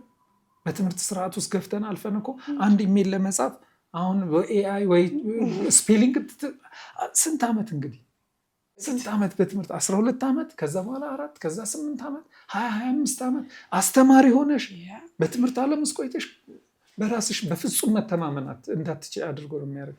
እና ስለዛ ማሰብ እና አሁን ብዙ ጊዜ ሰዎች ምን ይላል? እኔ ምን እንደሆንኩኝ አላውቅም፣ ምን እንደምፈልግ፣ ምንድነው ማጥናት የምትፈልገው ሲባል ለዚህ አንድ መልስ ምንድነው? ሰው የማያውቅ ምን እንደሆነ ምን መስራት እንደሚፈልግ እኔ አላውቅም ካለ የሚያውቀውን ከባዱን ነገር ነው መምረጥ ያለበት። በጣም ከባዱን ሰው አሁን እኛ ትምህርት 12ኛ ክፍል ተማሪዎች ምንድነው መሆን የምትፈልጉት ስንላቸው እኔ እንጃ አላውቅም ካለ ኦኬ ሜዲሲንን ነው ብላችሁ ሜዲሲን ለመግባት ከፍተኛ፣ ምክንያቱም ሜዲሲን የሚገባው ፕሮፓጋንዳ ስላለ ከፍተኛ ውጤት ያመጣ ነው ሜዲሲን የሚገባው የሚል ወሬ ስላለ ያው እንግዲህ ጎጂ ባህል ውስጥ ስትሆኝ በጎጂ ባህል ውስጥ መስራት ያለብሽ በስርዓት ውስጥ ነው እስከሚነቁ ድረስ ግንዛቤ እስከሚሰፋ ድረስ ማለት ነው። እኛ ምን እንላለን? ኦኬ ናቹራል ተማሪ ከሆናችሁና ምን ማጥናት እንደምትፈልጉ ካላወቃችሁ ለሜዲሲን ተዘጋጁ እንላቸዋለን። ምንም ችግር የለም። ሜዲሲን ከባዱን ታስክ ማለት ነው ካለው ስራ በሙሉ ከባዱን ስራ እሱን መርጠሽ መስራት አለብሽ። ምክንያቱም በኋላ ቀላሉን ከሆነ የምትፈልጊ ወደ ቀላሉ መሄድ ቀላል ነው። ስለዚህ ሁል ጊዜ ቻሌንጅ የሚያደርግሽን ከባድ የምትይውን ሞያ የራስሽን ፍላጎት እስከምታገኝ ድረስ አንቺ የምትወጂውንና ህይወቴን ለዚህ ነገር ላይ ይሰጣለሁ የምትይውን እስከምታገኙ ድረስ አንቺ ባለሽበት ዓለም ውስጥ ከባድ የተባለውን ስራ በመስራት ፓሽንሽን እስከምታገኝ ድረስ መቆየት ይቻላል። ቴንክ ዩ በጣም አመሰግናለሁ። ደስ የሚል ዴፊኒሽን ነው የሰጠህን። ብዙ ልጆች ክሊር እንደሚያደርግላቸው ተስፋ አደርጋለሁ። ብዙ ሰው ውዝግብ ውስጥ ነው ያለው በዚህ ጥያቄ። ምንድን ነው የምፈልገው? አሁን ቴራፒ ሲመጡ እንዲሆኑ እንዲሆኝ እሺ ምንድን ነው የምትፈልጊው? አይታወቅም። ምንድን ነው የምትፈልገው? አይታወቅም። ስለዚህ ይሄ አንድ ቆንጆ ጥያቄ ነው ራስን መጠየቅ። ስተኛ ስነሳ ከአይምሮዬ የማይጠፋ ባረገው ደስ የሚለኝ ነገር ምንድን ነው? እሱን ደግሞ ካላወቅን የመጨረሻ የምችለው ነገር ምንድን ነው የሚለውን እየሰሩ ኢን ዘ ሚን ታይም ፓሽን ይወለዳል እዛ ጋር። ስለዚህ በጣም ቴንክ ዩ ሶ ማች ይሄን የመሰለ ነገር ስላካፈልከን ዶክተር መራዊ መተህ ይሄንን ያልተለመደ አንኮንቬንሽናል የሆነ አይዲያ ይዘህ መተህ እንዲግልጽ አድርገህ ስላስረዳኸኝ በጣም አመሰግናለሁ። ብዙ ሰዎች ይሄንን አይተው በተለይ ትምህርት ቤት አካባቢ ያሉ ወይ ትምህርት ቤት ባለቤቶች ሊሆኑ ይችላሉ፣ የግልም የመንግስትም ፖሊሲ የሚሰሩ ሰዎች ሊሆኑ ይችላሉ፣ ትምህርት ሚኒስትርም ያሉ ሰራተኞች ሊሆኑ ይችላሉ። ይሄንን ቪዲዮ አይተው ለውይይት እንደሚጋብዙና እንዴት አድርገን አጠቃለን ይህን ሲስተም እንቀይረው የሚለውን ነገር እንደሚያወሩ ተስፋ አደርጋለሁ። ምክንያቱም ልጆችን ከጥቃት መታደግ አለብን የሚለው ነገር ግልጽ የሆነ ይመስለኛል አሁን ማለት ነው። በጣም አመሰግናለሁ ይሄን የመሰለ ኢንተርቪው ስለሰጠኸኝ። እግዚአብሔር ይስጥልኝ ቃል፣ በጣም እግዚአብሔር ይስጥልኝ። አመሰግናለሁ። እሺ